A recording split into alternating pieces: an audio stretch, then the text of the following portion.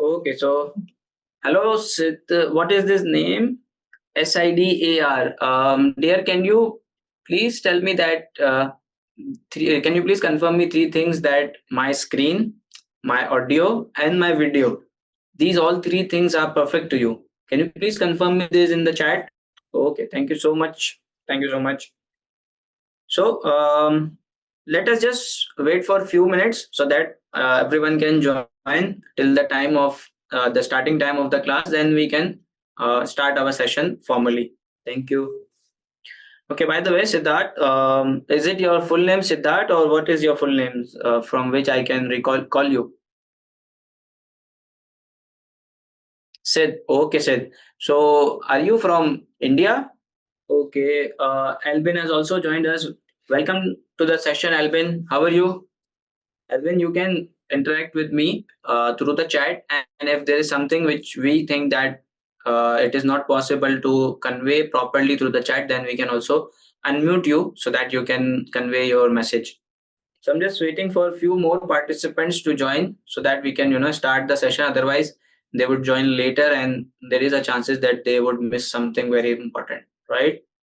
Simran has also joined. Welcome, Simran. So just if you guys allow me, which days these classes are held.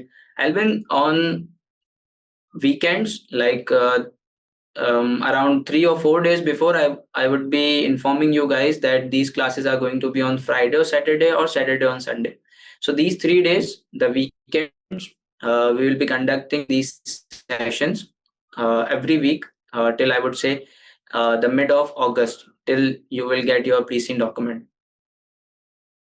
Okay, so I guess now the sufficient number of the people have joined. So now let us start our class formally. So everyone, welcome to the second, I would say the day 4 of our live drafting session of the SBL, where we are solving the past paper examination and the specimen, which are based on the pre-scene format. Because as we all know that the SBL exam has now since September 2023 has been shifted to the pre-scene format. So we should do the practice as per the exam format, which is the pre-scene format, right?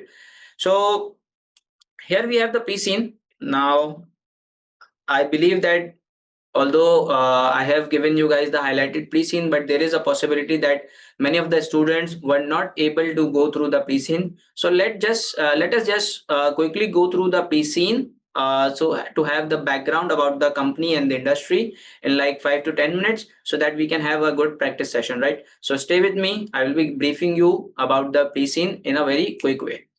So if I talk about the introduction, see the Yexmarine is the company which case study we are going to solve today. It is a boat manufacturing company, right? And what does it do? It manufactures the cruising yachts. Okay. Let me see from where I can have some annotation. Okay. Yes. So Yexmarine builds the cruising yachts. Oh wait, we can do it here. Just give me a second. Yes. Okay. So the Yexmarine, it basically builds the cruising yachts and offers the boat repairing and maintenance services. So there are three kinds of things which we offer to our customer. Number one, the cruising yacht, we manufacture it, and the boat repairing and the maintenance services which we offer the Yexmarine, whose case study we are going to study. Next is these boats are used for the leisure activities, right? And whenever we talk about the leisure activities, it means that the fun or the time pass or the extra activities which people do in their leisure time. So whenever there is an economic downturn or there is the economic recession, these kind of activities are affected. People do not go towards them, right? So you are with me. I'm explaining you this to you just so that you have a good idea about the industry. There are 300 over 300 yacht clubs. We all know that the yacht clubs where the yachts party yachts events are held. Okay, and there are 43 marinas in the new land. New land is the country where the company is operating. And marinas, these are basically the parking places for the yachts. Okay, so the in general meaning, these are the parking places. Okay, and the number two thing is this, that these boats are made of the fiberglasses, and they are benefit from the electronic safety equipments, because obviously in boats there are electronic equipments like motor and the bulbs and everything. So there should be a electronic safety equipment as well. So these are also included in the manufacturing of the boats. But there are many types of boats, but there are some popular types of the boats. Number one, cruising yachts, sailing dinghies, sports fishing yachts, and luxury yachts. So these are the four most common types of the yachts, or I would say boats, which are used in this industry. And to understand them better, ACCA has given you few information about the boats, these four types of boats. Number one, sailing dinghies. There is the image of the sailing dinghies so that you can have the idea about it. Sailing dinghies are small boats and have a simple design with few controls and less technology. They are simple in kind. They are designed to be sailed in the calm water. Cruising yacht, number two, this is the picture. Cruising yachts are powered by wind in their sail. They are, they operate through the wind and with engine for use if required. And there is also an engine, but when it is only used when it is required. They are designed for use near the seashore and have facilitated on board for overnight accommodation. Um, they are designed so that they can be used near the seashore, and they have the facilities for the overnight accommodation. These are the specification of the each kind of ships or boats. Number three, we have sports fishing yacht. Sport fishing yacht are larger than the cruising yachts and have more powerful engines. They are designed for deep water condition and can go a long distance from the land. Facilities on board are often luxurious. Okay, so you have to keep in the mind that the sports fishing yachts, they are luxurious, they are larger than the cruising yachts, and they have a powerful engines. Okay. Number four, we have the luxury yachts. Luxury yachts are built on the individual basis and reflect the owner's taste. Okay, so they are customized based. They are finished to a high standard of luxury and comfort. Okay, so they are made while keeping in the mind the high standards of the luxury and the comfort. Now let's move forward. Okay, so they are saying although there are four types of boats which are used for the leisure activities in New Land, but currently only cruising yachts and sailing dinghies are manufactured in the New Land. So out of these four, only the two types of boats are being manufactured currently in the New Land. These kind of boats, these two, they are not being manufactured right now. Okay. And there we have the boat market information, like which boat has been purchased by which type of customers, how much is the revenue and everything. So let us go through it to have a better understanding. For cruising yachts, we have the customer types. The customers are the individual from the New Land and the other countries as well, like it is a global product. And for competition, it is dominated by three companies in the New Land, but there are also several smaller manufacturers as well. Average price is $60,000. Gross profit margin, they are telling us that the 40% is the gross profit margin on average basis in the industry for this product of the cruising yacht. And we have the operating profit margin. It is the average 15% average of the industry. Then we have the sailing dinghies. New Land family looking for a simple, relatively cheap boats for daily sailing. Sailing dinghies are used by the families which are located in the New Land for the daily sailings. There are only 15 manufacturers in the New Land for the sailing dinghy production. Like that means that there is a very less competition, right? And the prices are $5,000 only. Gross profit margin is $35 overall industry and 12% for the overall industry, the operating profit margin. Same the sport fishing yacht. Wealthy individual with a strong interest in fishing located near New Land and other countries. So these are being purchased by the wealthy individuals, right? They are from the new land and as well outside the new land as well. Foreign manufacturer, as we just discussed, that only these two types of um, ships or boats are being manufactured in the new land. So the other types, they are being manufactured by the foreign manufacturers. The prices are $250,000. Margins are 48% and gross profit margin is 48% and the operating margin is 22%. Luxury yachts. The luxury yachts, they are being bought by a very wealthy individual in the new land and the other countries. Again, it is a global product. Foreign manufacturers, they manufacture this kind of boats and prices are more than $400,000. Margins are again very high, 62% and 28%. So guys, are you with me? And up till now what we have discussed, are you guys being able to understand it or not? Can you please confirm me through the chat? Because see, this pre-scene, it was supposed to be read by you guys, but I'm just going through it in case if someone couldn't read it. Can you please confirm me through the chat? Shall we move forward? Up till now, what we have discussed, is it okay or? Okay. Okay. Thank you so much. Thank you so much for confirmation. Let's move forward. The cruising yachts. So there is some information regarding the cruising yacht as well. They're saying that the market of the cruising yacht, it is dominated by three companies. Okay. Number one, Genrom, Kilabi, and Yexmarine. Yexmarine is the one which case study we are going to study, right? Okay, so there are other smaller companies as well. And the good thing is that the foreign companies, the foreign manufacturer, they have not entered into the cruising yacht market up till now. So it is all available for us. No outsider have entered into the market. This is a good thing for the Yexmarine, because if the outsider will come, the competition will increase. Okay. These three companies have different and focus on their own strengths. Obviously, they are different from each other and they have different strengths. So they focus on their strengths. If I talk about the Genrom, it is well known for its design innovations, which means its yachts reach their destination quicker and more smoothly than its competitor. It regularly introduces new engines and power development. Obviously, so they are focusing on the innovation. Their engines are very powerful. Their boats reach the destination quickly and with a smooth sail. Okay. Kilabi, what is it known for? It is known for the comfort and style. Okay.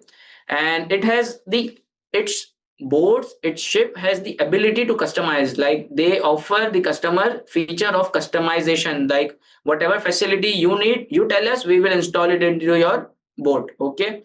And they introduce the additional feature and update them regularly. So they are also into the innovation and advancement thing, and they are offering the customer facilities, and that too on the customized basis. And if we talk about the Yexmarine has a very loyal customer base. Okay, and its customers are over 50 years. So what do you think? Is it a good thing or is it a bad thing? What do you guys think? If we have the customers over 50 years, is it a good or bad thing? Good thing. Can I get the answer from the others as well? Please do not feel hesitant that we are going to say something wrong or we would be, feel ashamed in the class. Please, if you want to pass the paper, don't feel ashamed. Just say whatever you are thinking. Good thing. Ashish is saying good thing. Good. Okay. So the thing is that being the SBL student or being the business leader, nothing is good or bad. See, having the 50 years old customers, I can make it good and bad as well. Let me just give you an example. If I say 50 years old customer, they would be wealthy, they would purchase from you the high prices product as well. It's a good thing. What if I say you that this sailing or boating activities, these are being done by the younger generation, the sports loving generation, so that's why it's a bad thing. So see, there are always a flip side of the story. So whenever you are thinking something, whenever you are looking at something, do not just try to make the conclusion that it is a good or bad. Always think from the two angles, that it can be bad as well, it can be good as well. Then you can have a overall picture and the idea of the complete and the extensive picture. Getting my point?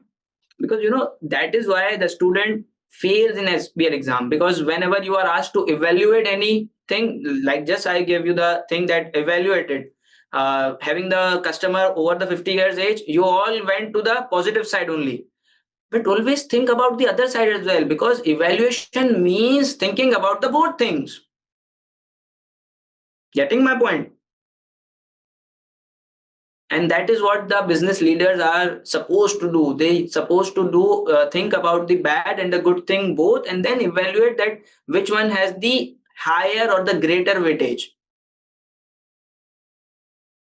Let's move forward. Okay, so they are saying that we have the loyal customer base because we offer them high level of customer services. Our performance is inferior as compared to the Gendom, which was known for the quick sailing and the smooth rides of their ships. And Yexmarine additional features are also less than Kilabi. So that means that in performance, we are inferior than Gendom, and also when I talk about the additional features, we are inferior than the Kilabis. But still we have the loyal customer base because we offer them a very good service after sales services. Okay. Industry challenges, they are telling us that there is a shortage of the skilled labor, and this is why the staffing cost is increasing.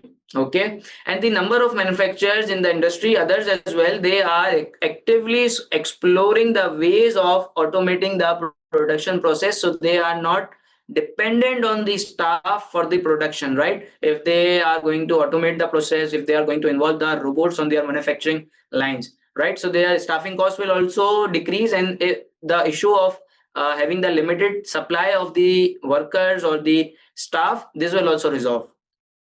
The other thing is that market their company's product through their website.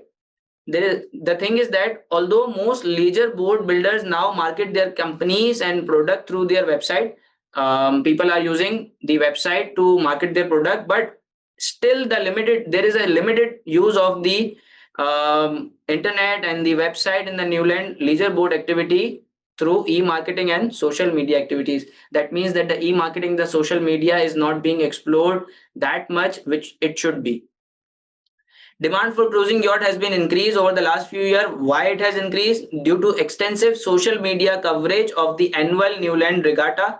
What is the regatta? It is a week of boat and yacht races, which is now one of the most popular sporting event held in Newland. So this sporting event is being held in Newland, and that is why people buy the ships and the boats to participate in the race activities. So that is why the demand is increasing.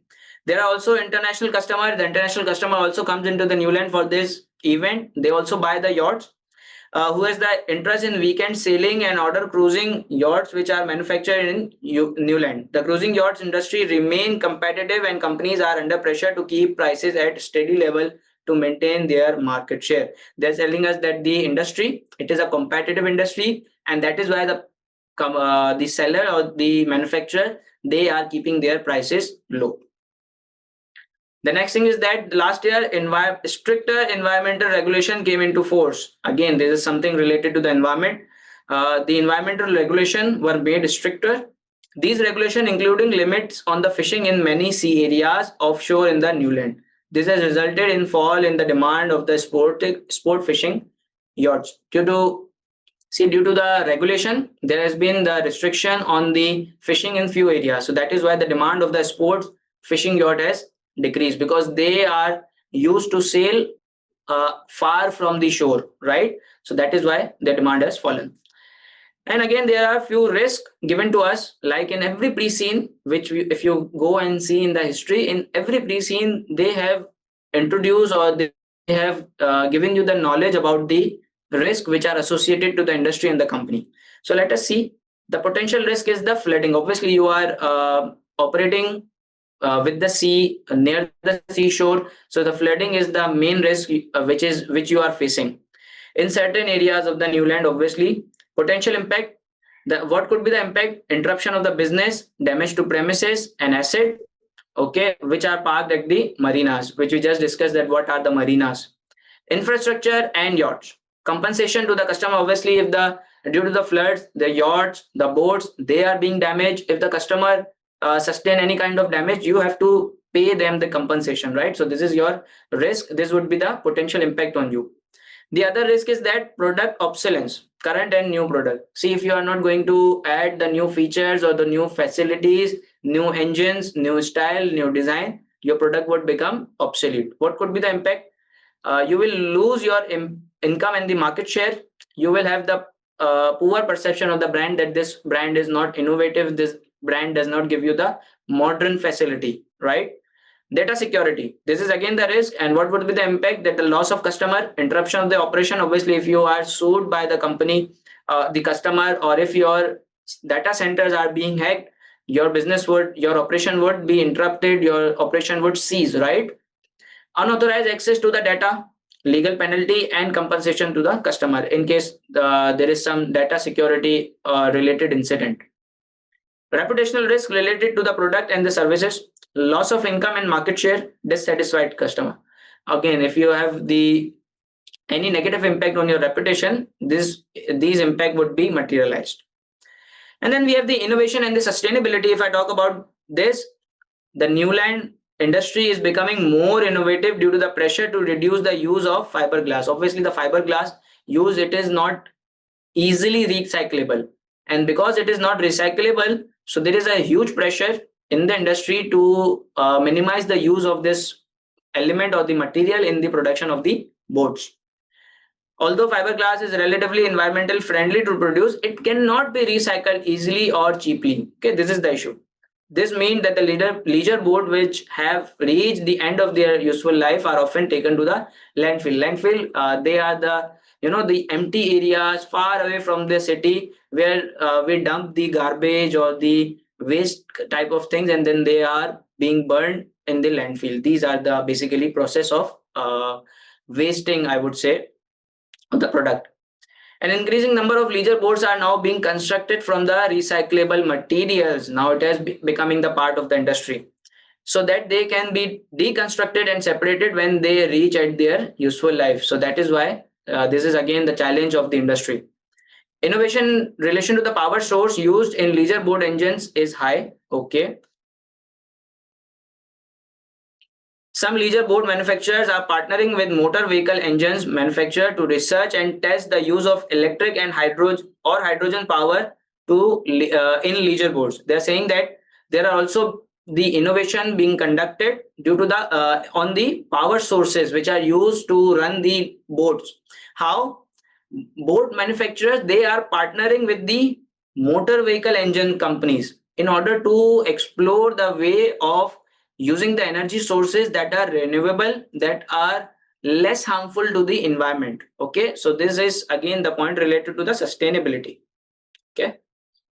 Key performance indicator, KPI. What is the KPI in the industry? Gross profit margin and the operating profit margin is the KPI in the industry. So if you are going to evaluate any company's performance throughout the industry, you look at their gross profit margin and the operating margin.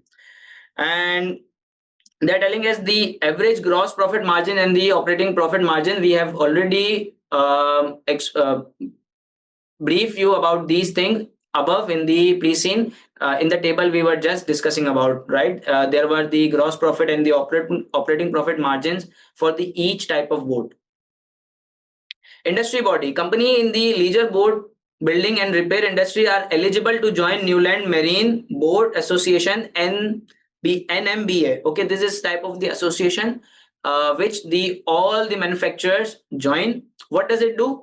It conducts the quarterly meeting to discuss the matter which affects the leisure boat builder, for example, health and safety, environmental legislation, competitiveness and training. This is type of the, I would say, a very traditional association which look after the industry players, customers, staff, environmental regulation, health and safety and everything. The typical I would say the association. This also exists in this industry as well. So this was all about the industry. Now it will start about the background of the Yexmarine. Just give me a thumbs up or the indication in the chat that if we are clear till now, we can move forward. Clear. Everyone's saying that we are clear about the industry background and the knowledge. Okay. So now let's move forward towards the Yexmarine background. Yexmarine, it has been operating since like 50 years ago. It specializes in cruising yachts. Our specialty is cruising yacht. But the issue is that this cruising yachts, they are made on the standard molds. Mold mean the, I would say the shape of the cruising yachts. Okay, so they are standard. As we just discussed that Kilabi, it offers the customized option to the customer, but we do not.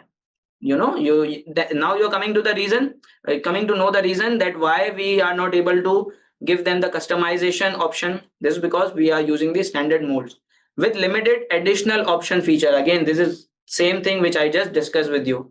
Yexmarine also carries out maintenance and repair work. We all know it has constructed and on yachts constructed by other companies, and this currently contributes around 15% of its annual revenue. So we provide the maintenance services to our own customers as well, and to the other ships as well, which are being manufactured by the other companies, right? So we provide maintenance service to everyone, and the maintenance services, it consists of the 15% of our total revenue. Yexmarine has struggled to maintain its cruising yachts market share over the last few years. Okay, so we are having the problem in, I would say, maintaining our market share. Recognizing this problem, Yexmarine acquired a smaller cruising yacht manufacturer, Bursham Company, a year ago in order to have the access to more skilled employees and increase market share. So to cater this issue, we were losing our market share, and to cater this issue, we acquired another cruising yacht company. Okay, it was smaller than us. It was Bursham Company, right?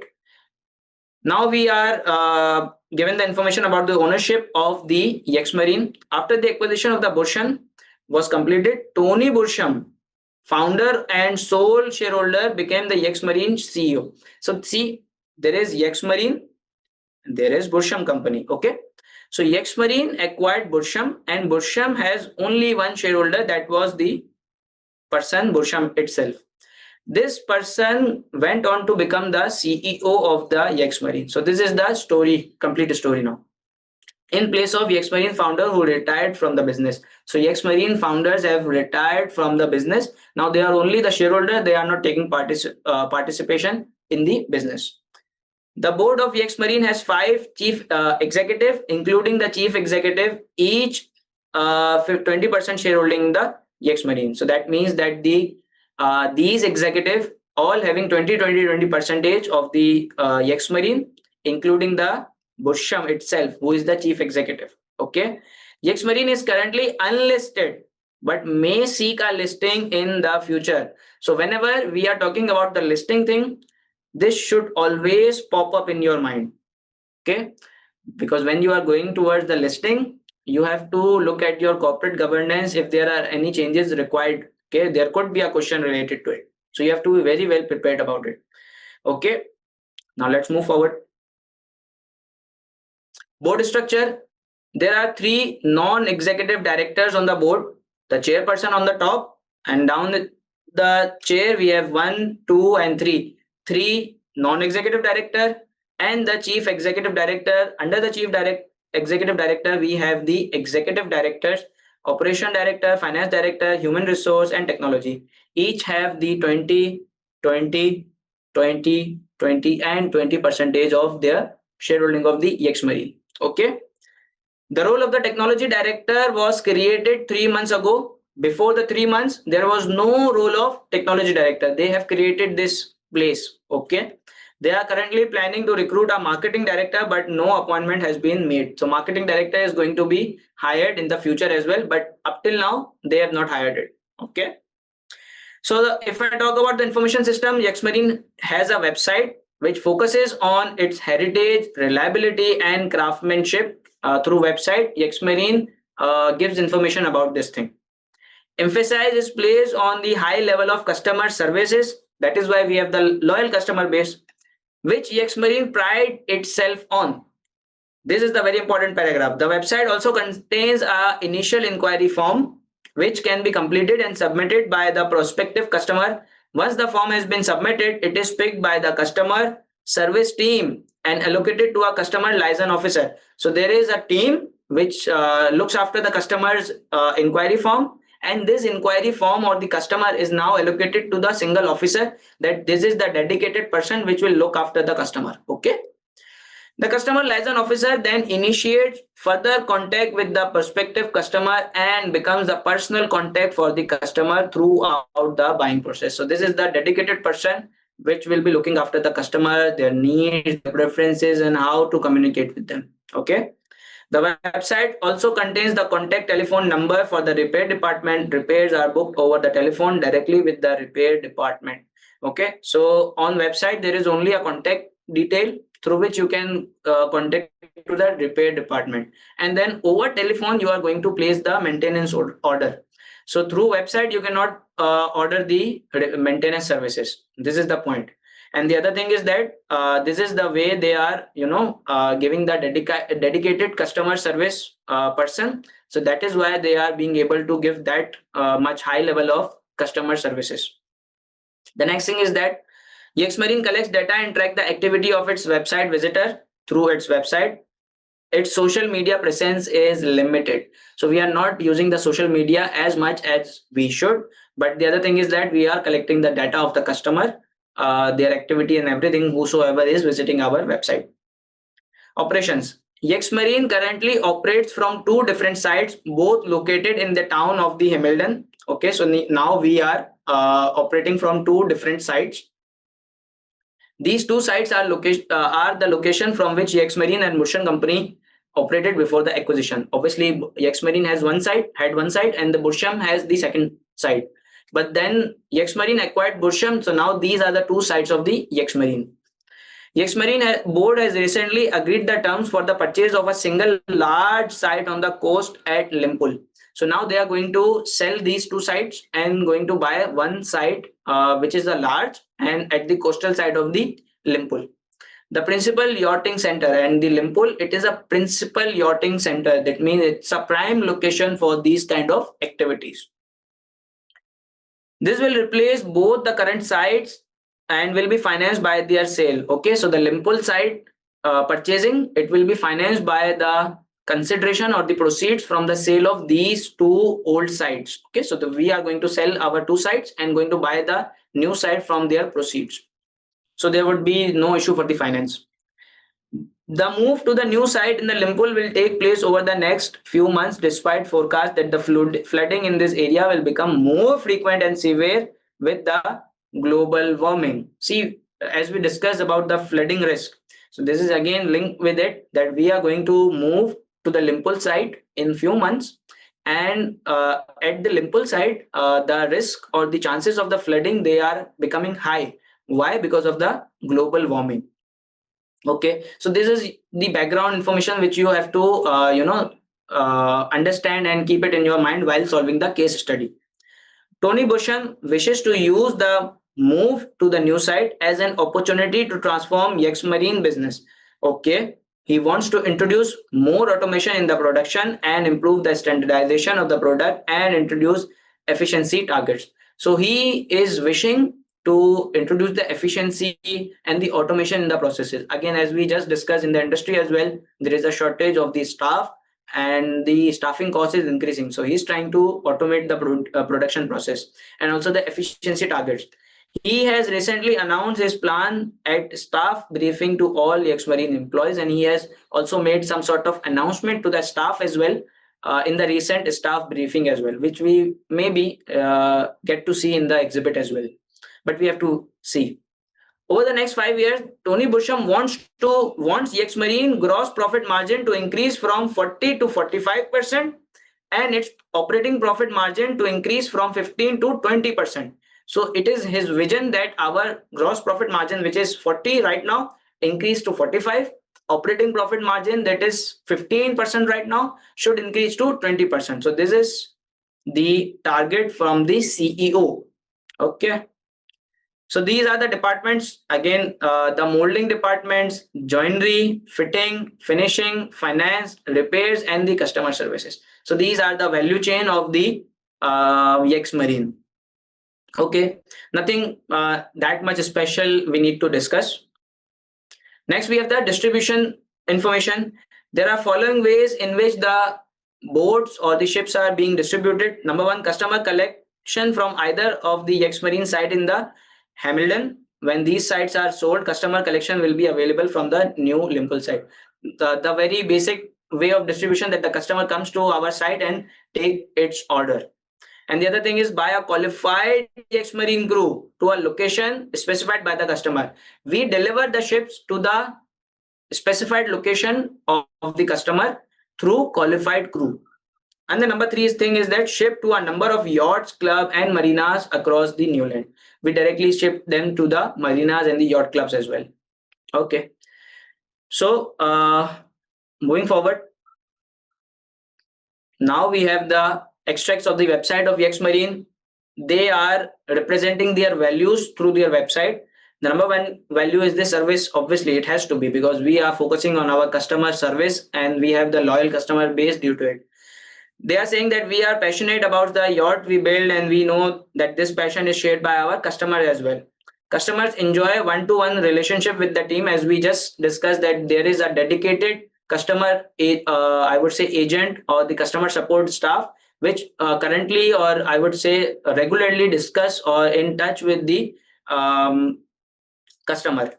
So this is the, I would say, specialized or one-to-one services given to the customer. Quality, they believe in the high quality material and traditional methods.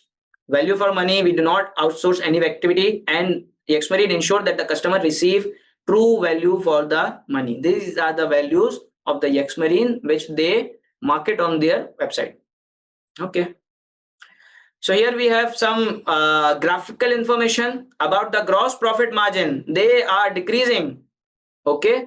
And obviously, I cannot say that these are less or these are higher, because we have four type of product and they all have the different kinds of gross profit margins. But what I can see is that they are decreasing. They are decreasing from here to here. Operating profit margins are also decreasing, which the CEO was also talking about, that I need to increase them from 40 to 45 and 15 to 20. Okay. The ROS percentage is also decreasing. Number of new cruising yacht sales per employees, they are also decreasing. So that means there is some sort of issue. There is some sort of issue related to customer motivation and their, I would say, motivation and their energy, and the customer relationship as well. Customer satisfaction, it used to increase and now, but it is decreased, but it is increasing right now. So that's a good thing. And employee turnover, it is also increasing. So we need to look at what is the issue, why the employee turnover is increasing that much. So this was all about the pre-scene.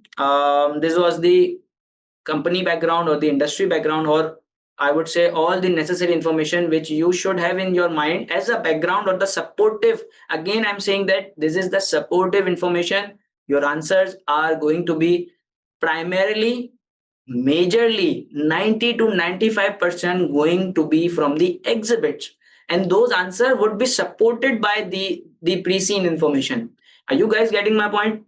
Guys, can you please confirm me that you got my point, how pre-scene is going to help us, and everything in the pre-scene is clear to you? What exhibits? Vinsha, let me explain this. Okay. See, Vinsha, this was the pre-scene document. Before exam, 2 weeks before exam, for ACCA issues a pre-scene document which gives you the information about the industry and the company, which is going to be tested in the exams. Okay. And on exam day, you will be introduced to the exhibits, like we will also see later on. In these exhibits, the specific information related to your requirement is given, and you have to answer the requirement from those exhibits, which we will look right now. So is it clear, Vinsha, now? Okay, perfect. So let's move forward and go to our question. Okay, so now today we will try to solve the question on the Word, so that you can also have the idea about the typing as well, because your paper is going to be on the computer. It is not a typing writing paper, it is going to be the typing paper. So we're going to practice on it as well. So guys, can you please confirm me that you are able to see the question paper? Are you guys being able to see the question paper? Okay, thank you so much. Thank you so much. So now we have the past paper Yexmarine. It is a specimen paper. And we all know the specimen is basically the model paper. Whenever any examination body changes its exam format, it issues the model paper. So specimen 1 we solved in the last weekend, and now we are solving the specimen 2, and later on we will solve the exam attempt paper as well.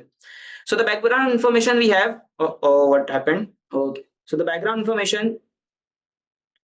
Yexmarine. Yexmarine is a company which builds cruising yachts and offer boat repair and maintenance services in Newland. Okay, we know this. Yexmarine is seeking advice on number of issues from trained consultants. You work for trained consultant and you have been assigned to Yexmarine. Farhan, can you please avoid doing any annotation? It is currently September 2000X3. Okay, so basically they are telling you guys that you are the external party. You are working at the trained consultant and you have to solve the issue for the companies. So your tone is going to be the external tone, or you have to address every issue from the third party perspective. Okay, and which we will also practice, and you will come to know what I'm saying while we will be drafting the answers. Next, the following exhibit provide information relevant to the case study. Okay. Exhibit number 1, overview of investment projects, a summary of proposals for product developments. See guys, you have to be very careful while reading the names of the exhibits. Why I'm saying this? Because in requirement, the ACCA or the examiner will not tell you that which requirement is linked to which exhibit.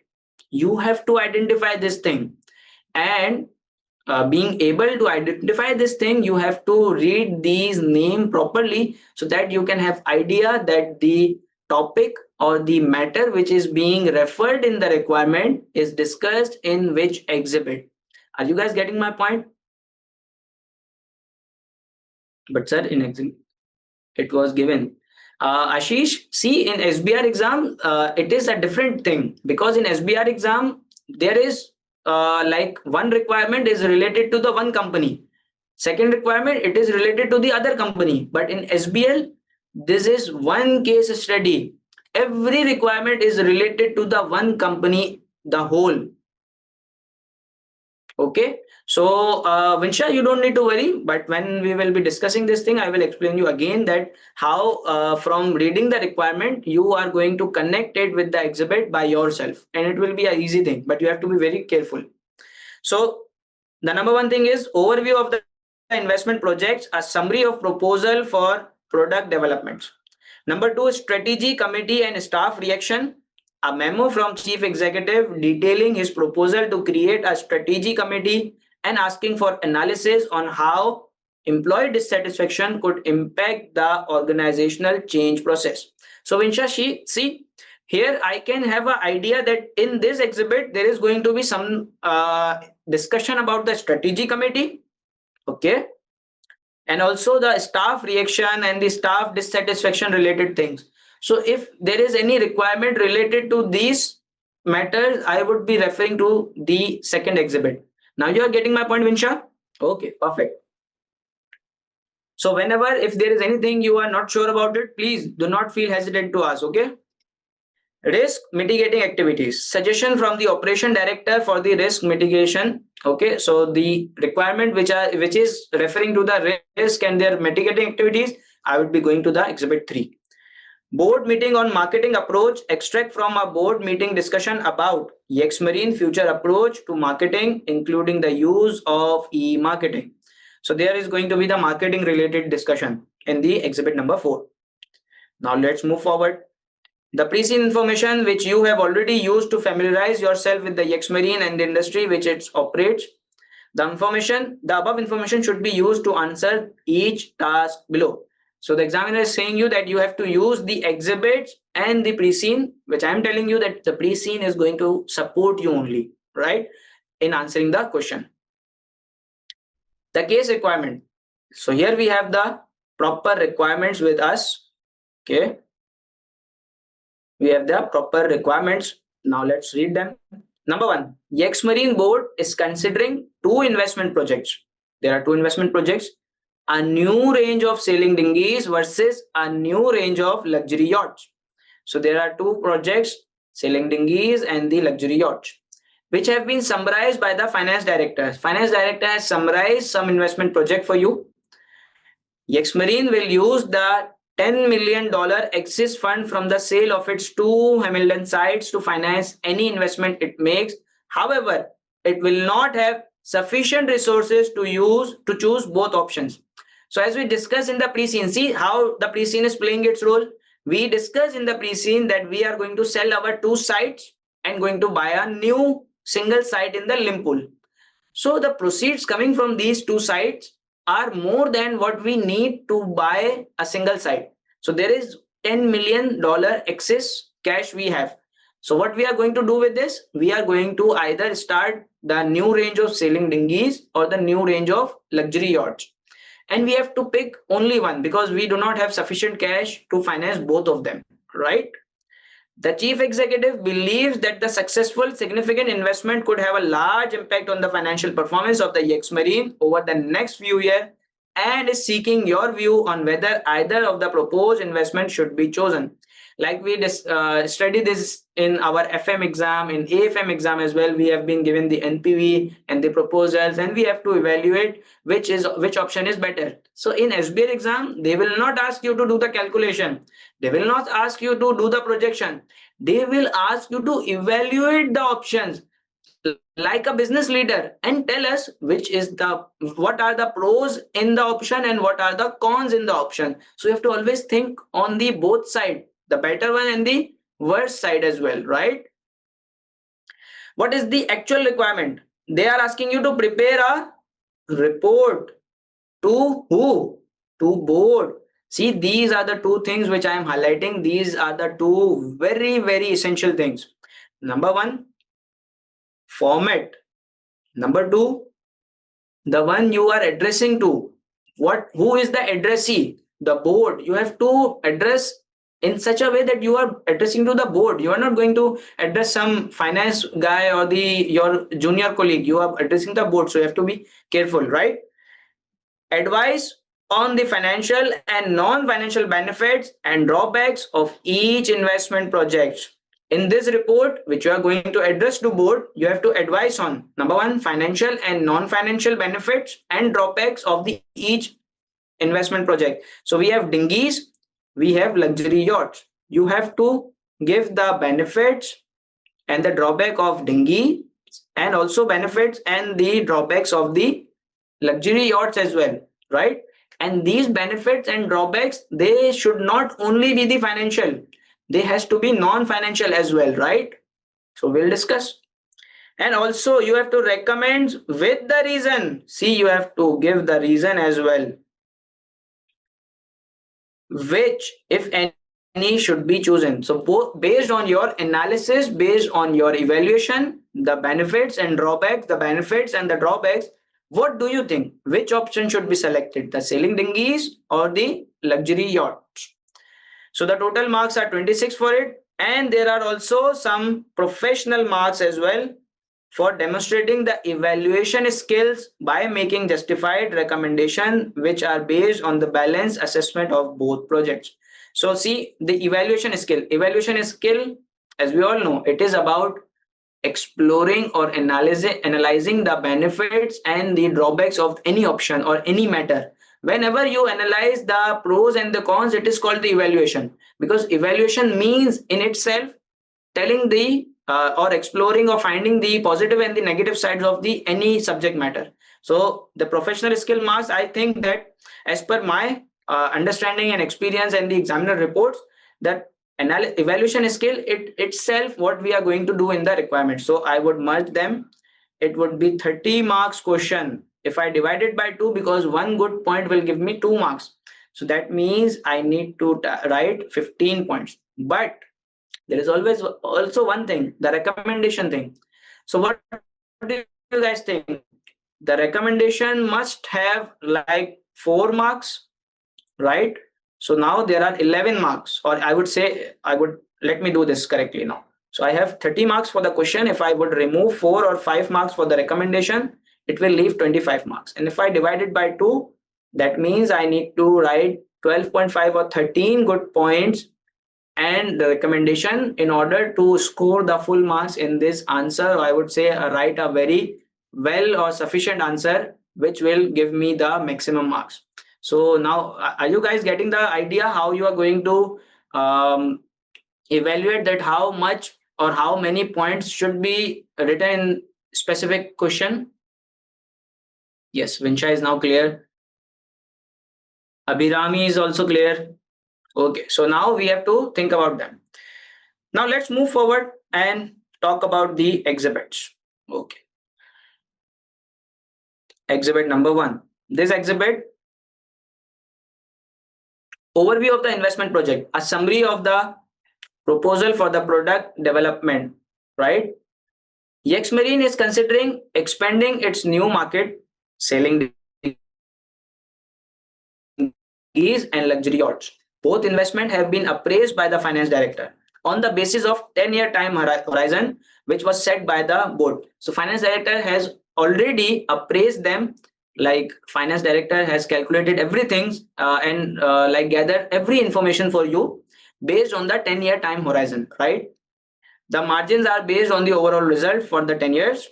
Now, based on this information of sailing dinghies,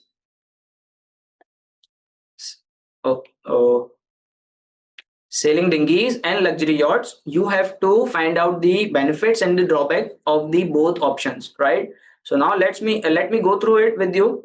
Selling price $4,000 compared with the average sector price of $5,000. So we are going to sell it below the market prices. For the luxury yachts are priced individually, selling for at least $400,000. All right. Gross profit margin. Dinghies will give us 35% and luxury yacht will give us 62%. Operating profit margin 12%, 28%. These are the information which have been gathered by the finance director, and now you are asked to do the evaluation, right?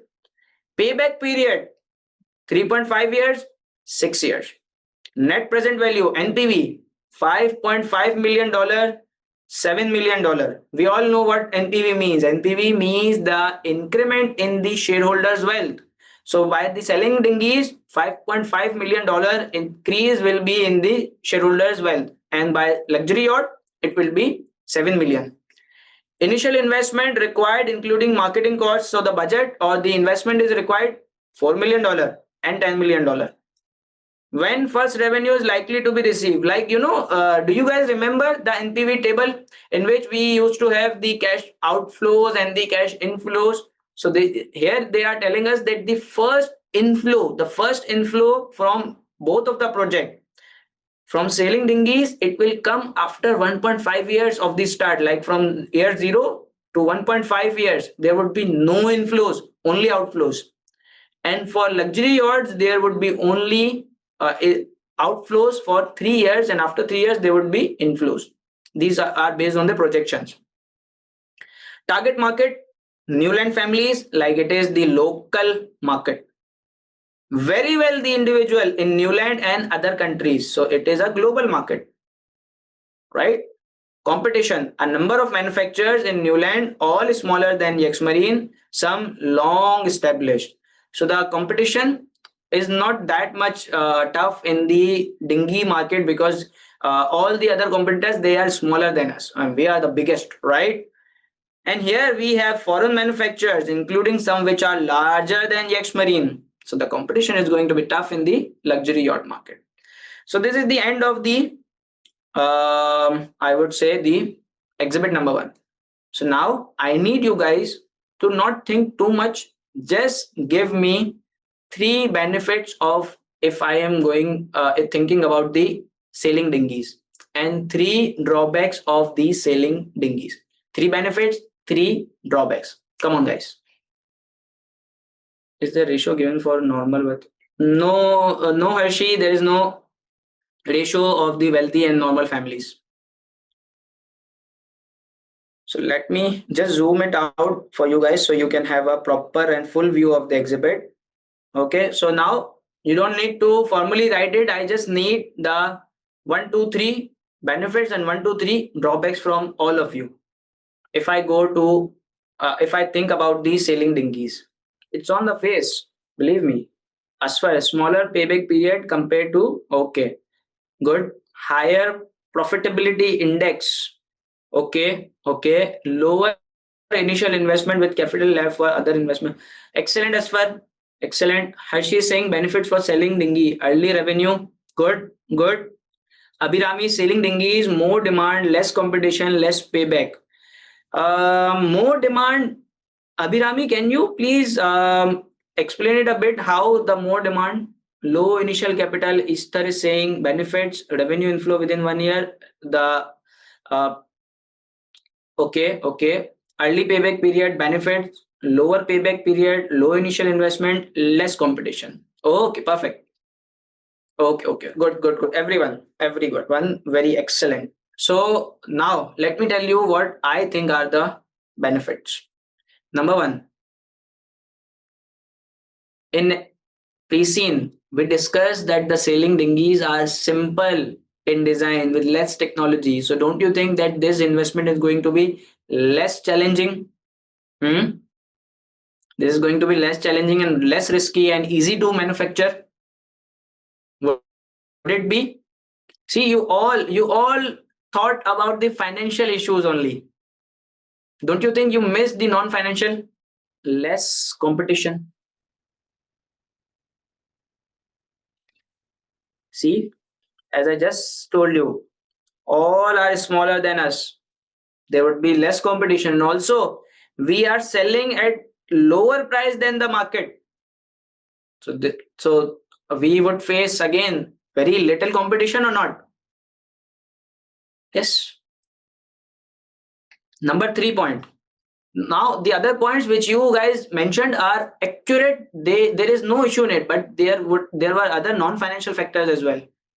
Low price, luxury is target to specific uses that can afford it. Okay, Abhirami, yes. So the less competition point, it is I would say included in it. So it is good thing from you. Okay, so the other thing is that early payback, right? Number 4, early inflows, less investment. Okay. So are you guys with me? Do you guys understand how I have written these 5 points? Okay.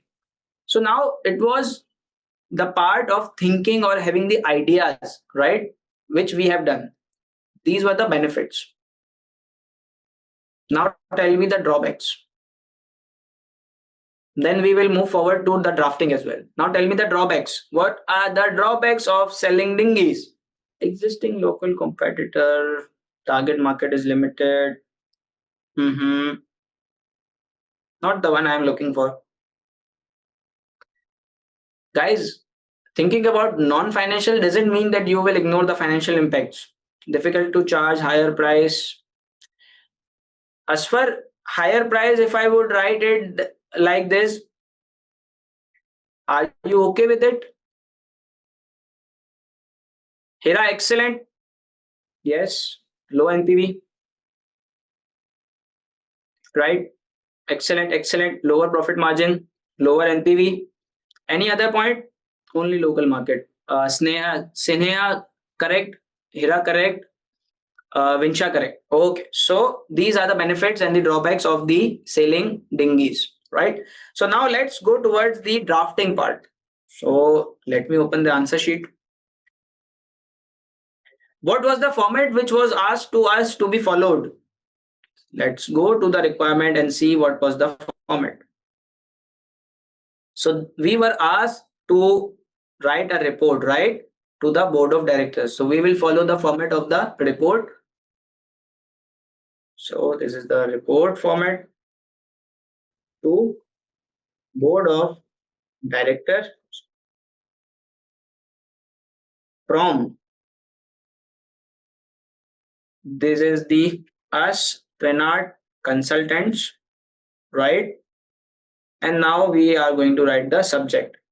So the subject, if I talk about how you are going to write the subject, so the first key to write a good subject is that it should be very concise and it should be a type of punching line.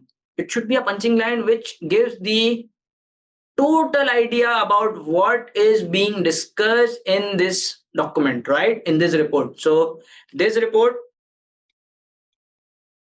evaluation of two projects with recommendation, right? And the date. The date is given in the question. Let's go there and see. See, it is currently September 2000 X3. So in your exam, if the date is given, you will use that date, or you can also, it is better that you write the exam date. So right now I'm going to write the September 2000 X3. All right. So here, this is the starting of the report format. Are we okay with it? Are we guys getting the point how we are going to start our report, the format of the report? Then we have to write introduction. Okay. So the introduction, this is the part where usually many of the students waste their time. But we have the trick, or we have a very, I would say, technique to write the introduction. This is, you will start like this report and stop. Why, sir? Why stop? Because this part, the later part is going to be copy paste from the requirement. Because see, this report, in this report, we will be doing only that thing which we are required to do in the question, or not. Are we going to do any other thing in this report, or we are going to do whatever it is asked in the question? What do you guys think?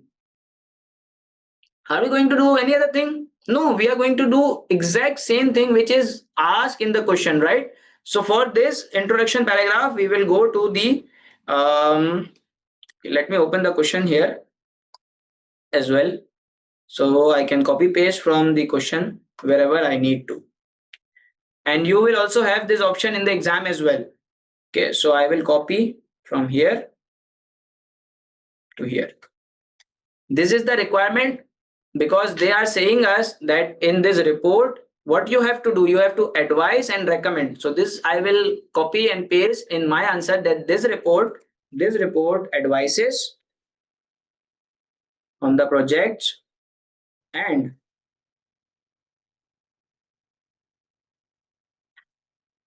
recommends with reason which, if any, should be chosen. That's it. This is the introduction. So now you're getting the point how we are going to start our introduction. Do you guys, if anyone have any confusion or any issue, let me know, or we can move forward. Are you guys getting the idea how we are going to give the introduction of the report or any format? Got it. Excellent. So now we were asked to write the benefits and the drawbacks of dinghies and as well as luxury yachts, right? So first we will talk about the sailing dinghies. Okay, so we will put the heading of sailing dinghies. Then we will put the heading of the benefits, right?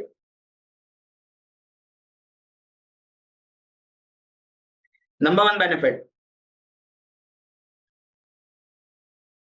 Number one, we talked about that they are simple. They are simple to manufacture. Simple and less technology, right? So now the main idea again, the main problem, how to start it, how to start the point. So whenever you are thinking to start any point, my way of doing this or my technique of doing the start is that go to the information from which you have made this point. Like what information made you think that this point should be included in the answer. For me, this point came from the pre-scene. Okay, in pre-scene, if I go there, let me go up. In pre-scene, they told me that sailing dinghies are small boats with simple design, few controls, and less technology. Right? This was the point which made me think that I should include this point in my answer. Right? This is the triggering point. So you have to copy and paste it in your answer. Right? So let me copy it. So sailing dinghies are small boats with simple design and few control and less technology. Yes, yes, Vinsha, it will be accessible. And you will be using pre-seen document only for these kind of things. You are not going to read pre-seen again and again in the exam, right? Right. So sailing dinghies are small boats with simple design, few control and less technology. This is the fact. You know what most of the students do wrong in the exam? They write this simple fact. They do not explain it or elaborate that why it is a benefit. Being simple in design, being less technology, how it is beneficial. You have to explain it like this, like I'm going to do this. Therefore, it would be easy to manufacture them with less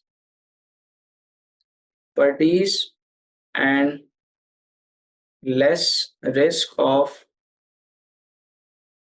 getting the failure, right? So in simple words, I elaborated my point that why I think that it is a benefit.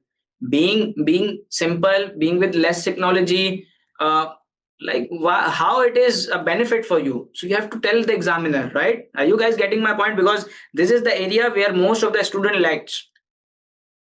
So your answer is based on two things. Number one, the fact which made you think from the question, which made you think that this point should be included in the answer. This is the fact.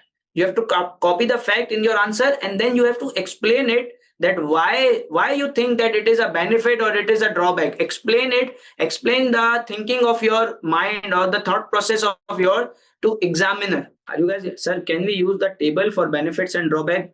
Yes, obviously you can use it, but the thing is that try to keep things simple. Like first write down the benefits and then go towards the drawbacks, or also you can make a table as well, that on the left side you can write the benefits, on the right side you can write the drawbacks. No issue in it, right? So let's move forward. Number two, what was the number second point? The less initial investment, right? So less initial investment. What was the point which made you think, from where the idea came into your mind? You have to think about this. From where the idea came? It came from the exhibit. Go to the exhibit. Initial investment required, including marketing cost. This was the idea. So you will type this thing in your answer that the initial investment cost, including the marketing cost, is only $4 million, right? As compared to the luxury yachts, which required the $10 million, the whole amount, right? This is the fact. Now explain why it is a benefit. It is a benefit because it requires the less amount. So the lesser the amount, the lesser the risk. Getting my point? You have to explain that why the less amount is good for you, why it is benefit. Because less amount, it is a very, I would say, neutral thing. It's a fact. It is not bad, it is not good.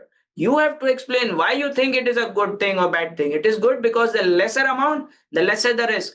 Second thing, the lesser amount means you have the ideal cash. Like Asfar mentioned, you can use the idle cash for the other opportunities as well, or not. This is the required from the student, because see, this is not going to be mentioned in the question. This is your concepts, your common sense, your business ideas, that how you are interpreting this thing into benefit, right? Are you guys getting my point? Yes. So let me type it. The initial investment, including marketing cost for sailing dinghies project is only 4 million as compared to luxury yachts, which requires the whole amount of $10 million. This, hence, the lesser the amount of investment, the lesser the risk, and also the idle cash could be used for the other opportunities. Come in way in future. So now, any confusion, please do ask away. Easter, Farhan, Vinsha, Hamad, clear. If anyone has any question, please ask me, because these 2 points I drafted myself without asking you guys. Now, since you have the idea now, from that point, I will be asking you guys to draft the remaining part. Okay. So the other point, what was the next point? What was the next point?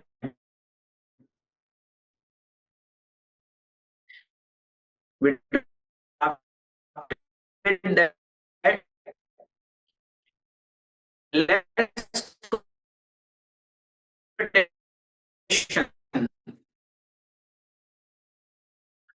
So less competition. The less competition part. From which innovation you think about this less competition point? I will draft the early payback as well. Okay, after this. Guys, are you with me? Just tell me from which point we thought that there is less competition. From this line,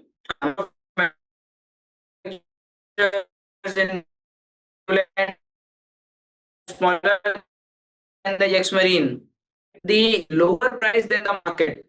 Don't you think? Okay.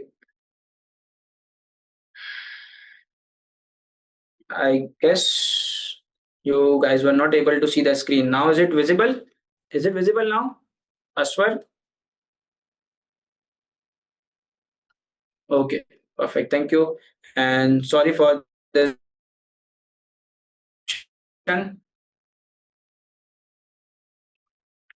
So now tell me from which point we thought that there is a less competition. Because of this point, right? This point, a number of manufacturers in the new lands are smaller than Yexmarine, right? And we are selling below the market price. So we will start here. A number of manufacturers are smaller than Yexmarine. Now, Vinsha, now you're getting the point that I'm not drafting it like that the number of manufacturers are smaller than us. I'm not saying us, because I'm not the part of the company. I am an external party. So I will be using the tone of the external party, that I will be saying number of manufacturers are smaller than you. Numbers of the manufacturers are smaller than Yexmarine. I will not be saying us or we, because I am not the part of the company. So the number of manufacturers are smaller than Yexmarine, and also you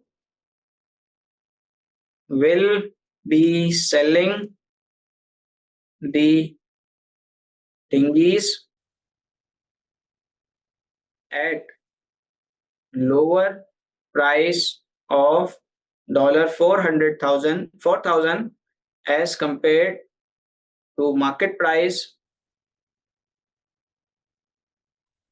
of $5,000.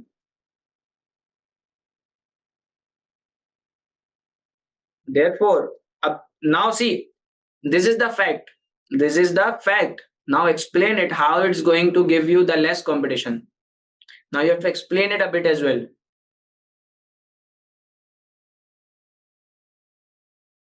what is the benefit in it? Explain it, how it is beneficial for us. How it is beneficial for us.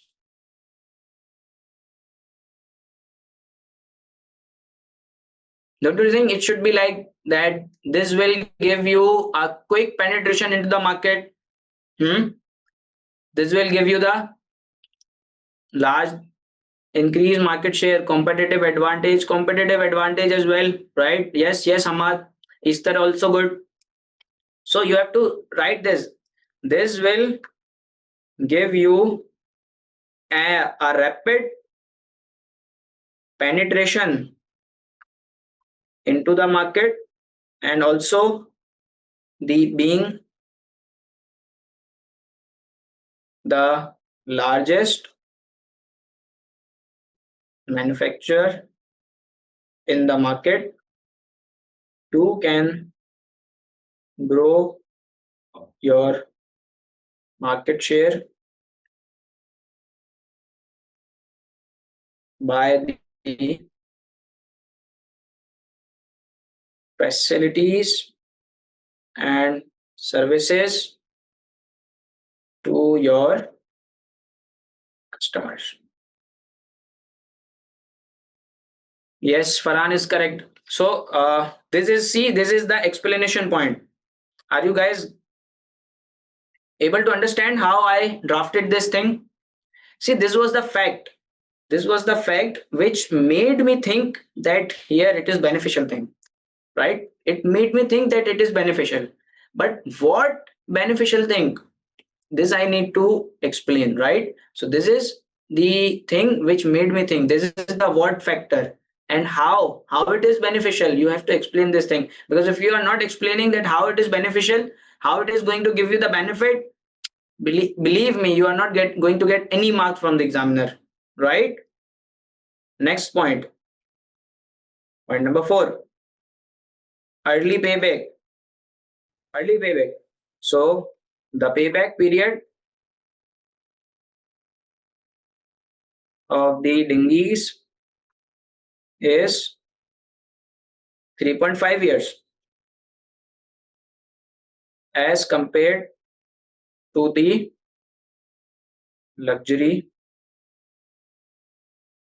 yachts, right? This is the fact. Now, how it is beneficial? I need you guys to give me the proper answer to it. How it is beneficial. Also, include one more thing: early payback and first inflows. So, merge these 2 points. I have given you the hint as well.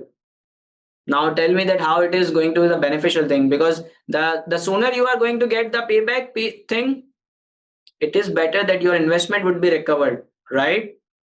And the other thing is that the sooner you are going to get the inflows, it will be beneficial for your please, for your cash flows or not. For your cash flow management, would it be a beneficial thing or not? Yes, yes.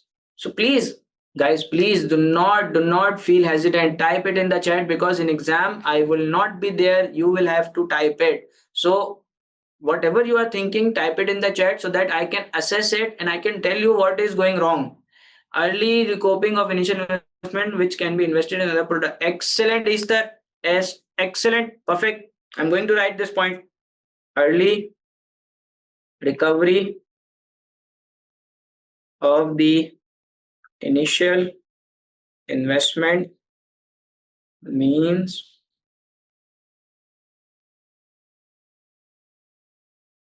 that Yexmarine or you can invest it in the other opportunities,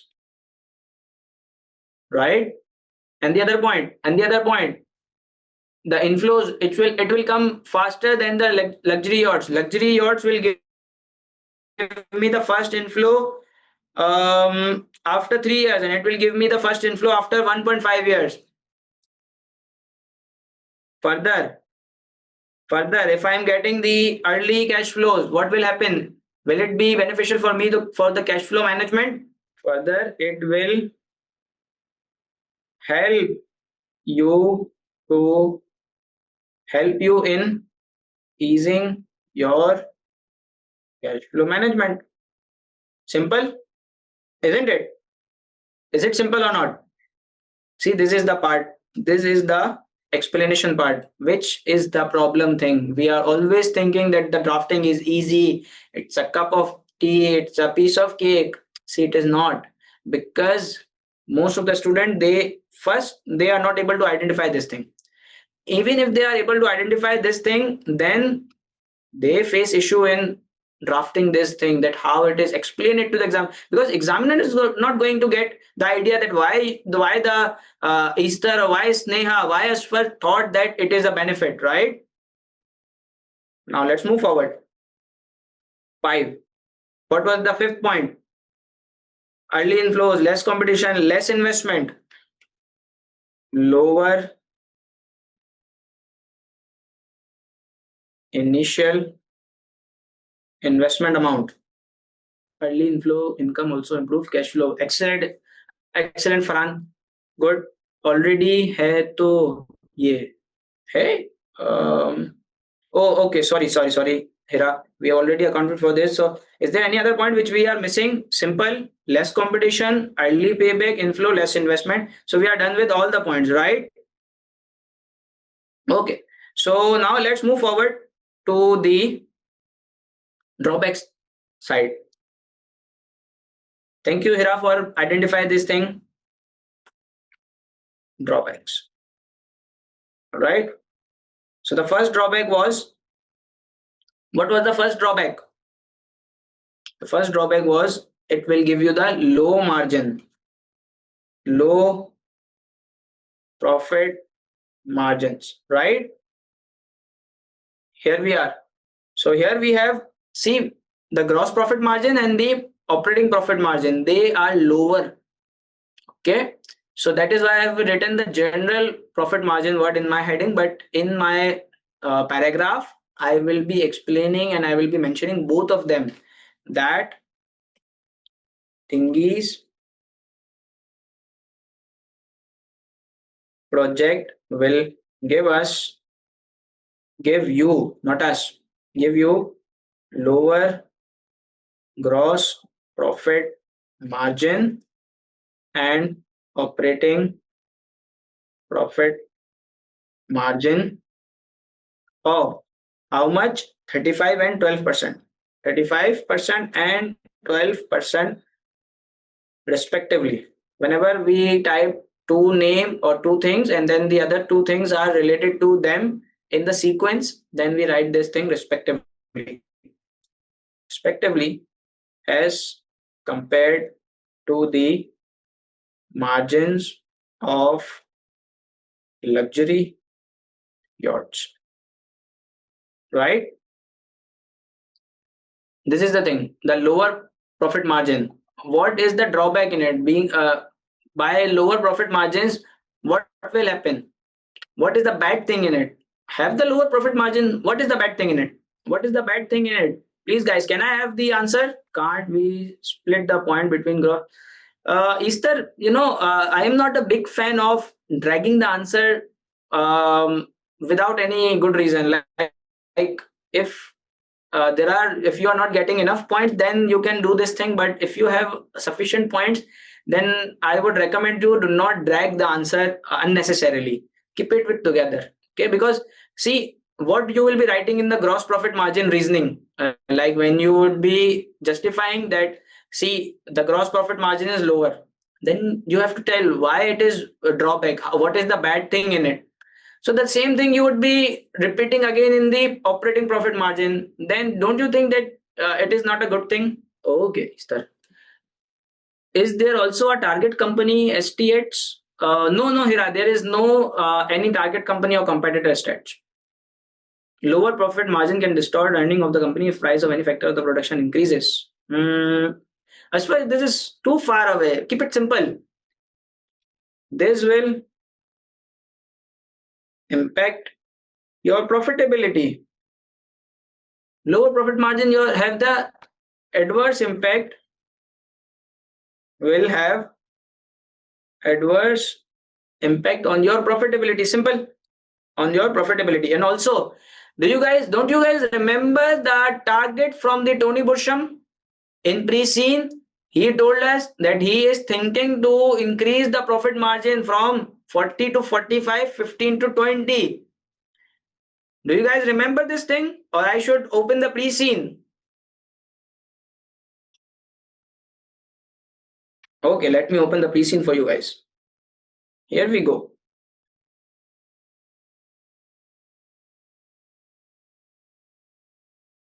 It was somewhere above. Yes. Can you guys see this thing?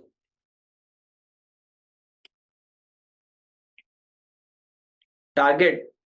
He was thinking to increase from 40 to 45. So this is the overall margin of the Yexmarine. And if you are going to add one project whose profit margin is 35 or 36 something, what do you think? The overall average would go up or down? Up or down? Down. So does this thing aligns with your overall objective? Does this thing align with your overall objective or not? No. So please mention this thing. Also, the CEO,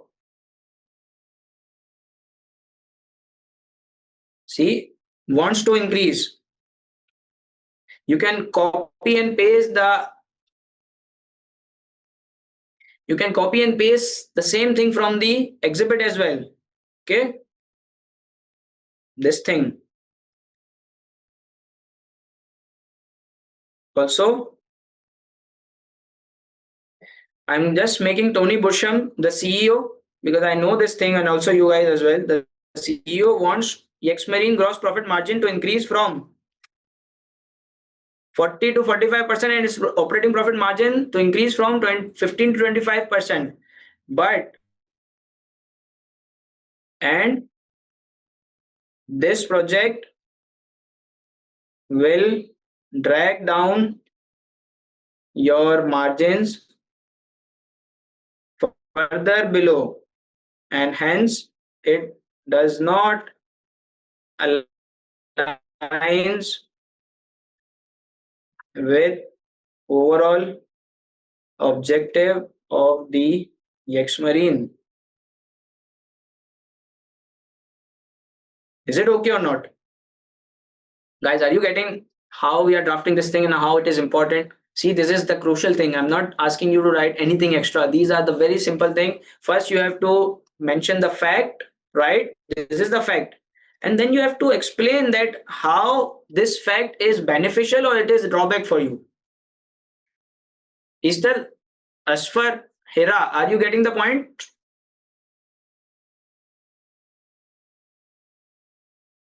Yes, okay. So now let's move forward. The second point. What was the second drawback? Low NPV. Low NPV. Okay. So first we will type the fact.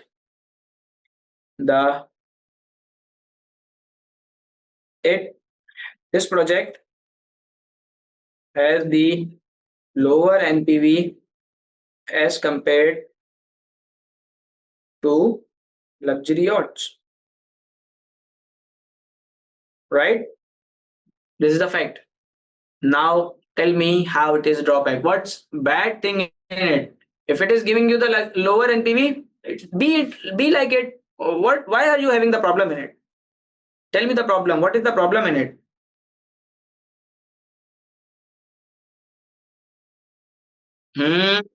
Good, Sneha. Good. But I would modify this thing, but the idea is good. Idea is correct. I would just modify it a bit. Anyone else? Low profitability. Easter. NPV is not related to the profitability. NPV is something else. The loss of opportunity to gain additional returns. Nope. See, the idea of Sneha is perfect. See, the NPV represents the increase in the shareholders' wealth, right? That is why if any project has the negative NPV, we reject it because it will have the negative impact on the wealth. It will reduce the wealth of the shareholders. But if the project has the positive NPV, it's good, right? Right. Easter, but the thing is that the sailing dinghy is giving us the positive NPV. That means it will increase the shareholder wealth anyhow. But the increase which sailing dinghies will give is lower than what the luxury yacht will give because luxury yacht has the higher NPV, right? So this will have the increase in the lesser increase in the shareholders wealth, right? Okay, Easter, Sneha, Ashwar, do you guys now clear that what the NPV does and how it will have the increase? It will increase, but the lesser increase in the wealth as compared to the yacht. Okay, yes, sir. So do we have any other point? Do we have any other point? Initial investment, first revenue, target market, everything that's done.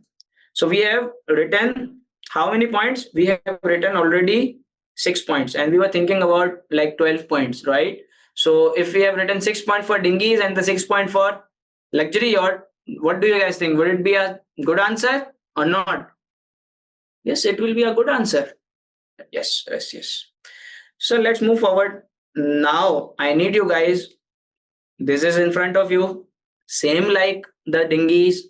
Think about the benefits of the luxury yacht. 3 only.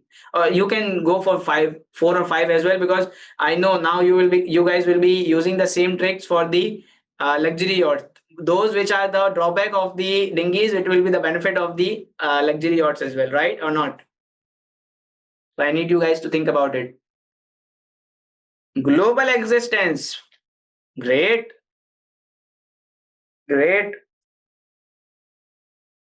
Others. Any other point? Who else is in our class? Let me just check. Easter, Farhan, Sneha, Vinsha. Higher NPV, higher profit margin. Good. Perfect. Asfar, excellent. This was the Asfar I was missing from the last class. Now you are in the form. See, the Yexmarine, it is doing the business of manufacturing cruising yachts. And now it is going to enter in the luxury yachts. Don't you think it is similar kind of a business? Not same, but somewhat similarities. So you will be having the benefit of having the experience and the idea of manufacturing. Increase competition. Easter, excellent. But guys, please, don't go like this unstructured way. Okay, whenever we are talking about the benefits, think about the benefits, right? Do not make it like the unstructured discussion. Disadvantage will be more competition, longer payback. Excellent. See, Hira is thinking in a structured way, but Hira, please just one step by step. So now, let me type here, right here. Number one thing, the benefits. What are the benefits? Number one, global existence, right? Or globalization. Number two, what we have? The higher NPV. Number three, high margin, right? Number four, prior experience, right? The disadvantages or the drawbacks.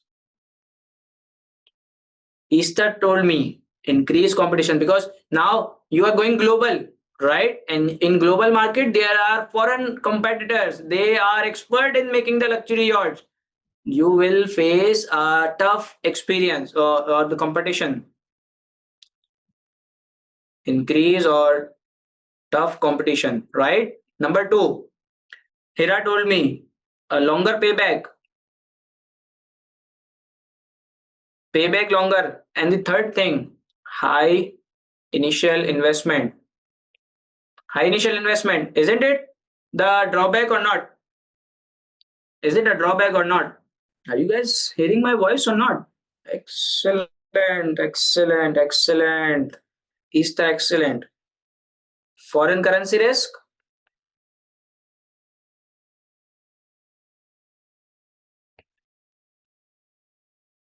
Higher innovation expertise required. See, we needed only 6 points, and now how many points are you guys coming up with? Because now, with the passage of time, with more practice, you guys will get used to of getting or writing or coming up with the more points, right? Because now you guys are not only thinking about the facts, you are thinking about the reason as well. So now you are getting the ideas. Now you are thinking like a business leader or the head of the business who is thinking about the big picture. So the big picture is giving you the idea of foreign currency risk. Big picture is giving you the idea of the innovation and expertise, which we are not currently doing. One more advantage can be added, like target marketing will be wealthy to wealthy customers. See, you can do the target marketing or the marketed segmentation to the wealthy customers. Excellent. See, these are the points. So that is why I always insist you to come in the live class and do the discussion, because the discussion is the thing which grow you, which make you better, right? So now let's go towards the drafting part. So for the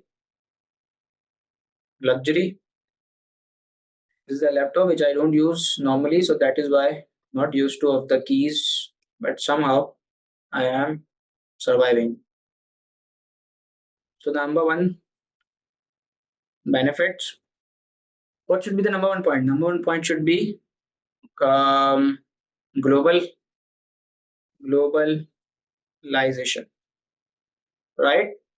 So what is the point for globalization? See, the customers of the luxury yachts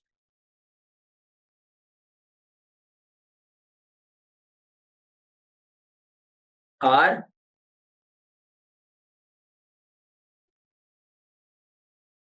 YACTHs. Okay. Are both local, wealthy, both wealthy, local and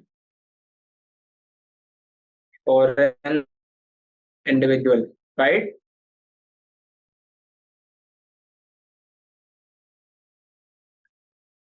Therefore, investing into this project will give the Yexmarine a chance to enter into global market and become the global brand, right? So see, again, this is the fact, right? This is not good, this is not bad. Now you have to explain why you think it is a good thing, how it is a benefit, right? See, again, I'm telling you guys this thing, that my focus, or if you ask me, the purpose of these live classes, there are two purposes. First, to make you able to come up with the ideas, number one thing. And then this part, the part which I am highlighting in yellow, if you guys are able to draft this part, then my objective would be accomplished, right? Which could further increase market share. Yes, yes. You can also write this thing, which could further increase market share, right? See, so this is the objective. This is my objective. You have to explain this thing. If you guys are able to learn this thing, believe me, your drafting would go to the next level, right? And believe me, passing the SBL would become very easy if you are able to do this thing with me, right? So I need you guys to please draft, like Easter is drafting, like Hira is drafting sometime, Aswar is doing, right? Because by drafting only you can learn this thing. The other thing is that higher NPV. So now type it higher NPV. Guys, can you guys please draft this point for me? Can you guys please draft this point for me so that I can go and just have a drink, one glass of water? Because I've been speaking for like more than 1 hour. Will you guys draft this for me? Yes, yes, sure, sure. There it is. I'll be just back after having a glass, and I need you to guys draft this point, higher NPV point for me. Thank you. Okay, so I'm back. Increase shareholder wealth then compared to dinghies. Sneha, see, I would appreciate. I am appreciating Sneha as well, but I would even more appreciate you guys that if you would draft a proper point the way I am drafting, because see, um, this is something like this. If I would ask you to watch 100 test matches, 100 matches of the cricket, 100 matches of the football, and then I will ask you to go and play the sport, will you guys be able to do it or not? Obviously not, because you have only seen it.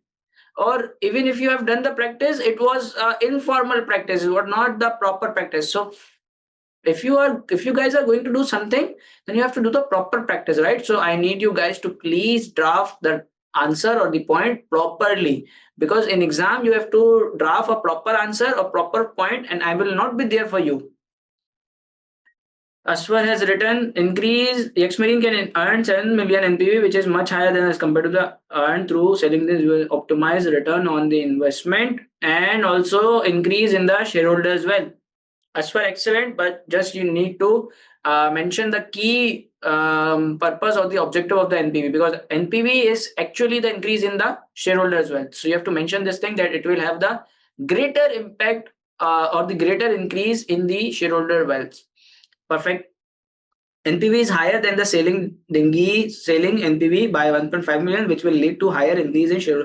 Easter excellent. By far, I would say the answer of Easter is excellent. As far it was also excellent, but Easter's answer is more complete, right? Because the objective of the NPV has been discussed here. Okay, so now let me draft this for you. Okay, I'm also merging the NPV and margin together, right?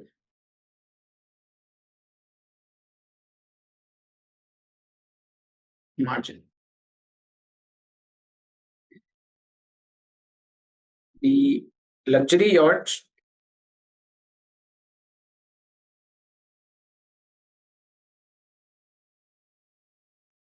now what YACHDS, okay,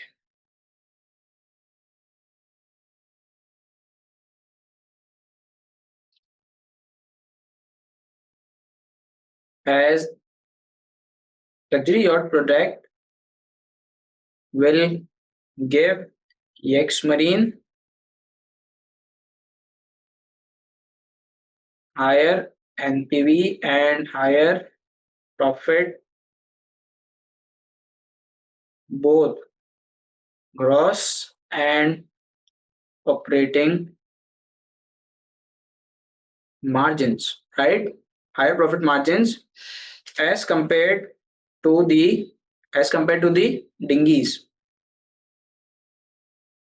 Also, you can also mention this thing that the KPI of the industry is, what is the KPI? The gross profit margin and the operating profit margin are the KPI of the industries, right? So in your assessment, the KPI should be given the weightage, right, or not?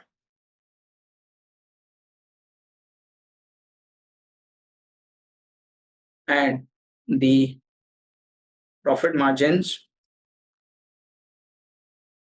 are the KPIs in the industry. Hence, this project give will result in the higher increase in the shareholders wealth and the Yexmarine overall profit margins, and will also contribute towards the achievement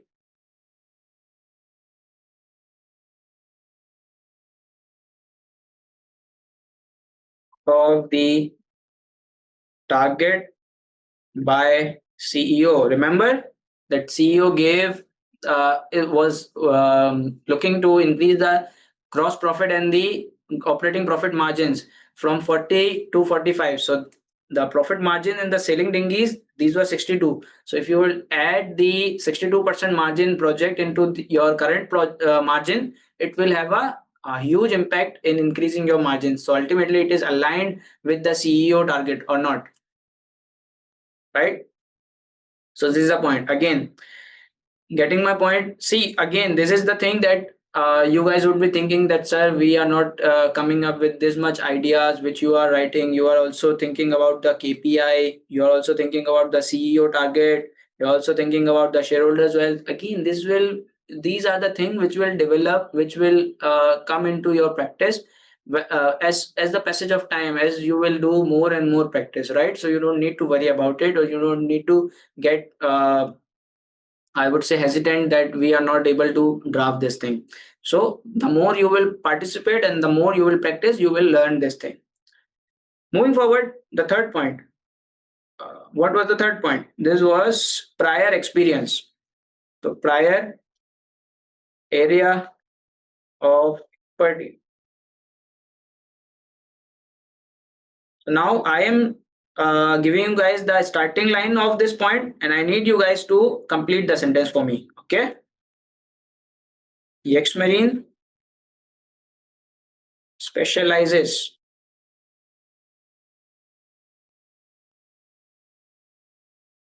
in manufacturing of cruising yachts. IAC, right? And has the okay, just this thing. This is the fact. This is the fact that we Yexmarine specializes in the manufacturing of cruising yacht, and now you are going to manufacture the luxury yachts which are similar to the cruising yacht. What would be the benefit in it? How it is beneficial? How is it beneficial? Yexmarine might have necessary skills and expertise, right? Again, this is the thing. Excellent, which would be similar to um, luxury yachts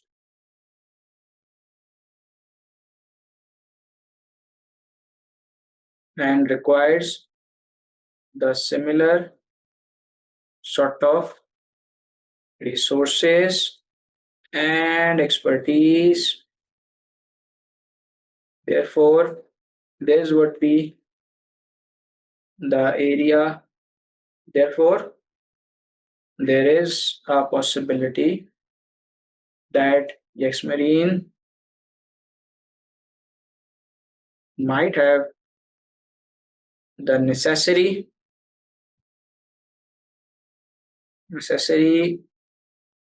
experience and expertise. Expertise, let me add one more thing, expertise and resources.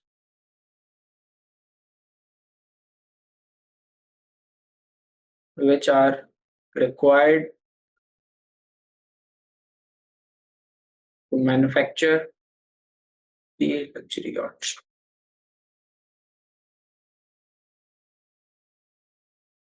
Reduce learning curve and improve innovation. Is that again? These are the good points, but see, you can include these things, but I'm not discouraging you. But I always go towards the easy points and the simple thinking, right? The reduced learning curve. This is excellent. You can add it to it. That, but the reduced learning curve. This is not the, I would say, advantage point, because if you are having the learning curve very okay, you are thinking like this, that you will reach the learning curve very quickly or rapidly, then yes, you can type it. But again, this is a very there are very much I would say thing which you have pre thought yourself, like there is nothing that the process would be same or similar or learning curve. This would be very advanced thing. So I would just say don't go too far in thinking. Keep it simple. And improve innovation. Innovation point, I don't think it would be that much relevant here, right? So, three benefits. Now let us write one more. If we have, no, we do not have any. So now we will be thinking about the, if we have any other, yes, we have other thing as well. We have another benefit. If we have any revenue, no, there's not benefit. Initial investment, NPV, payback period, operating profit margin. Okay, fine. Now let's think about the drawbacks. Okay, so the drawbacks. What are the drawbacks? The number one drawback is that increased competition, because you are going to the global market. So the global market, you will have a chances of increase in the share. You will get more customers. So the same way you will get more competitors as well. If you are getting more customers, you will get more competitors as well. And additionally, here foreign manufacturers, including some which are larger than Yexmarine. So the larger customers, they would be better than us. They would have better technology. They would be better than us in innovation. So that is why we will get a tough competition in the global market. Do you guys agree with me or not? Yes, yes, we agree. So by the time I am putting the heading and everything, can you guys draft this point for me? Please, can you guys draft this point for me?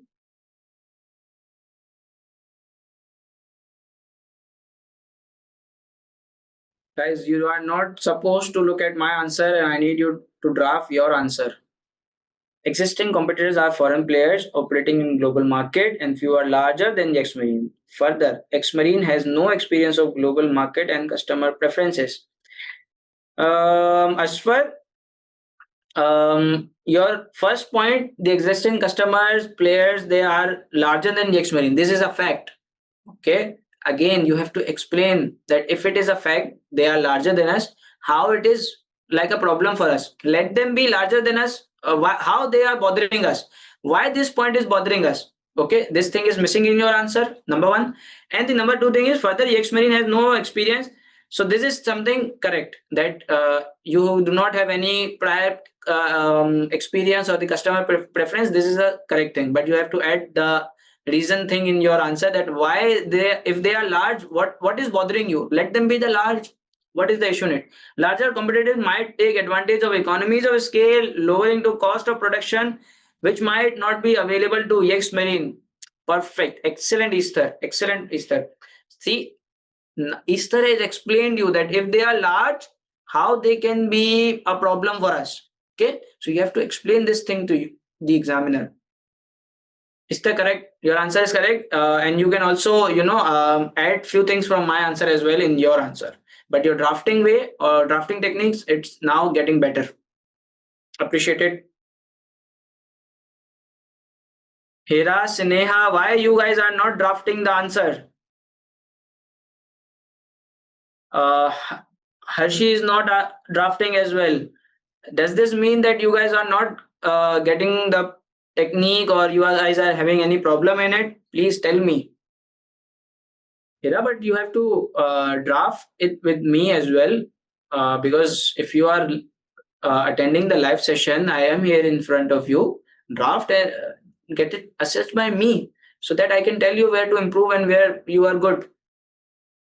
Can you guys draft this point for me now? Longer payback period and late first inflows. This is the same point which we drafted above for the dinghies as a positive point, because there was less payback period and early first or initial inflows, right? So we made it the positive point. Here we are, it is with for you. So you can look at this answer and make it a point for me. It can lead to cash flow problems.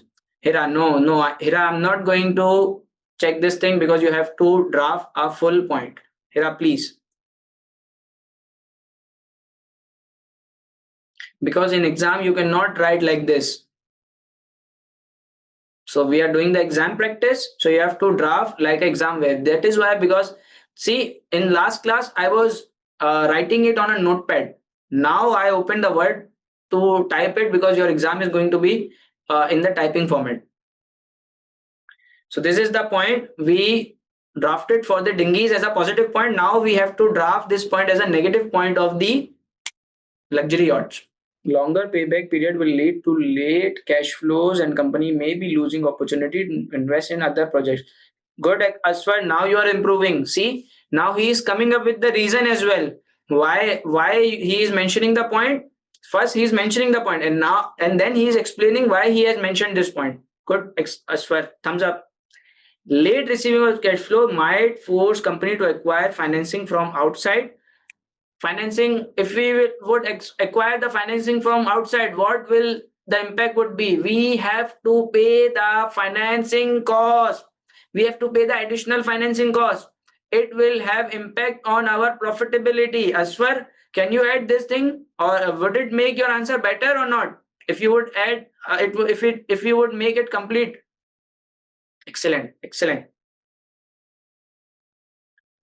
So that the initial investment would be recovered late. Okay. Yes. Is that excellent? This will, and this will increase the investment risk. See, investment risk. Today, if I ask you guys to have the investment in some project, this will give you the investment back after 2 months. And invest in some project, this will give you the investment back after 2 years. Which investment is risky? What do you guys think? Which investment is the 2 months or the 2 years? 2 years, obviously, because the longer the period, the longer the risk there is. So that is why the longer payback, it is the risky thing. And also, Yexmarine would not be able to invest in future opportunities, right? And the other thing, the Asfar said, the late inflows will lead to cash flow issues, and you might have to acquire the financing from outside, and bear the additional financing cost, which will have adverse impact on your profitability. Perfect. Is it a good answer or not? Guys, what do you think? Is it a good answer or not? Perfect. Yes. So number 3 point. Number 3 point, we have high initial investment. The high initial investment. If I would ask you guys to give me like 1 lakh of your currency, okay, and I would ask you to borrow me 5,000 of your currency, right? What is the more risky option, the 1 lakh or the 5,000? Don't think about that. I'm your teacher. I would obviously pay you back and everything. What is the riskier thing, the 1 lakh or 5 lakh or 5,000? If I would ask you guys to borrow me 1 lakh in your currency or 5,000 in your currency, which one is the riskier thing?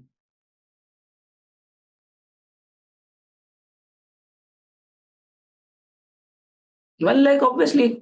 So the higher the investment amount, the greater the risk. You guys said. So here I am typing the drafted point, and you are also requested to draft it in the chat as well. High initial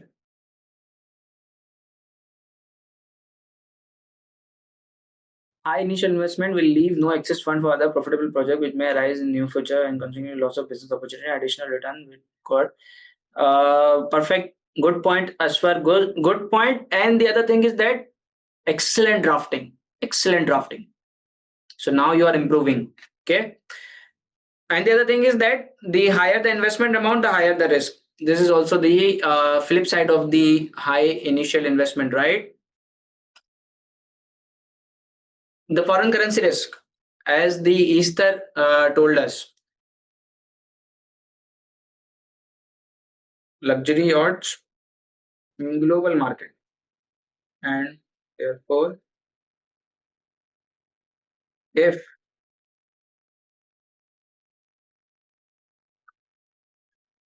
Yexmarine would invoice the customer in foreign currency, then there would be risk of adverse foreign currency movement and risk of foreign currency loss on foreign currency invoices. What do you guys think? Is it a good point, or you guys think that there should be something involved in it? See, here, luxury yachts. This is the fact, right? This is the fact part.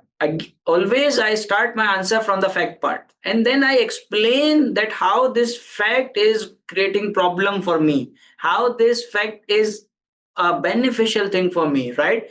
That makes your answer complete.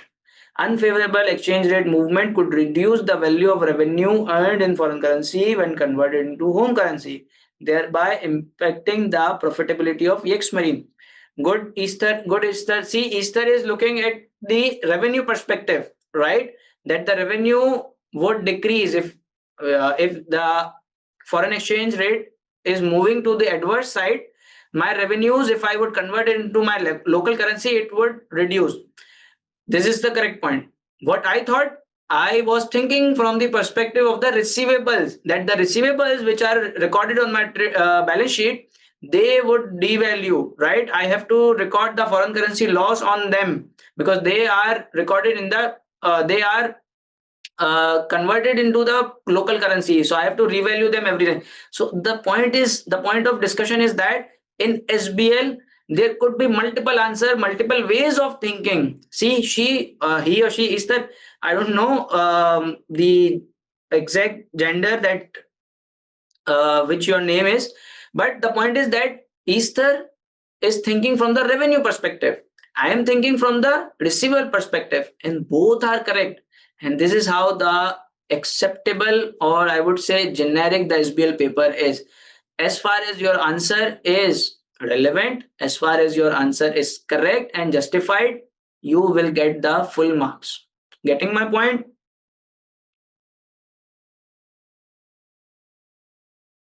Okay, so here, how many points have we written? Let us count. 1, 2, 3, 4, 1, 2, 4, 6, 7, 8, 9, 10, 11, 12 and 13. I guess these are more than sufficient for the required marks. Now comes the recommendation part.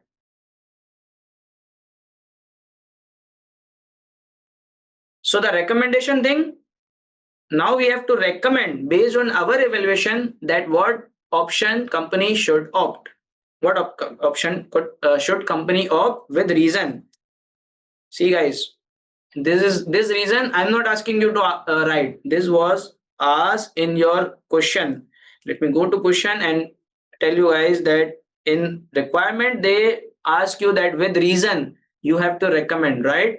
So now it's up to you. Based on the drawbacks, based on the benefits, you guys have drafted them with me. Tell me with the reason, like first you have to type sailing dinghies or luxury yachts, and then 1 or 2 points that what made you think that you should go for the luxury yachts or the dinghies.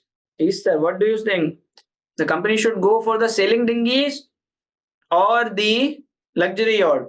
Asfar, Sneha, Hira, and we have some other people as well. Harshi, we have Vinsha, we have Vinsha is not answering. Luxury yachts. Easter is saying luxury yachts. Now this is the critical part because most of the students think that if I would say luxury yacht and the answer is sailing dinghy, I would not be awarded with any marks. If I would say sailing dinghy and the answer is luxury yacht, I would be not awarded any marks. So this is the do and die situation. Right answer, full marks. Wrong answer, no marks. Sailing dinghies should go for yachts as dinghies project is strategically unfit with CEO vision of increasing margins. Gross margins higher than the targets. Sailing dinghies. Okay. What if I tell you guys that both are the correct answers? What if I tell you guys that both are the correct answers? Because in SBL, there is no correct, because see, there could be a business leader who think that we should go for the sailing dinghies because it is less risky, it requires less amount of investment, it will give you the payback early, it will give you the inflows early, less competition. So the thinking of the business leader depends that what option you would choose, right? If you are a risk averse person, you would go with the dinghies. If you're like me, who thinks about the revenues, who thinks about the margins, NPV, growth, and you like taking a bit risk because you know that the risk comes and then the reward comes. So you would go with the luxury yachts, right? It should depend on the risk appetite of the company. Since there is no discussion of the risk appetite, we would be not thinking about it. Also, we are the external party. So it totally depends on the evaluation of the student. If you are going with the dinghies option, you have to explain that, if explain and support your recommendation of the dinghies, that why you are going with dinghies, that you have to support dinghies with that it is simple, it is less risky, it will give you the shorter payback, it will give you the inflows quickly, it will give you the less competition. That is why I think that you should go with the dinghies. You supported your answer, and if you are able to support your answer, and then you are correct, you will get full marks. Believe me, trust me, the thing we need, that we need to support our answer. The more emphasis I'm doing on your reasoning, I'm asking you to that, right, why you mentioned this point, this is supporting. You need to support your answer, and if you are able to support your answer, believe me, you will get 100% marks, right? So if you are thinking for the luxury yachts, you will support it by the globalization, you will support it by the increase of the market share. If you will go to globalization, you will support it with the higher NPV, you will support it with the higher margins which aligns with the CEO perspective, right? So this is how you are going to do this. Getting my point? Is there anyone who has any issue or thinks that no sir, the other option is not correct and we cannot go with it? Okay. So we have to recommend. Yes. Obviously, we have to recommend anyone. We have to recommend anyone, and whatever you are recommending, you have to support it. You have to explain and tell that why you are going with that option, and most probably that supportings are going to be from the benefits points of that option, right? As far as Neha, Vinsha, Hira, Istar, and Harshi, are we clear on the recommendation point? Are we going to waste our time in such recommendation point in the exam or not? Are we going to get confused with it, that which option I should go with, or if I would choose the wrong option, I would lose all the marks? Or is it clear now? Clear. Is it wrong to recommend two and then ask the company? No, Esther. They have asked you. See here, come with me. See, they have asked you to give the recommendation. Now, when they have asked you, now you have to give the recommendation. Okay? And you don't need to think like that the recommendation would be wrong, and if it would go wrong, what would happen? No. the examiner would never disregard your recommendation if it is supported. If you are making some such vague or rash recommendation, okay, which does not have any supporting, which does not have any rationale, then I'm sorry, you would not get any marks. But if your recommendation is supported, it is justified, it is valid, you will get full marks. Clear, Easter? Clear. So this was the answer of the part 1, the 30 marks question. Okay.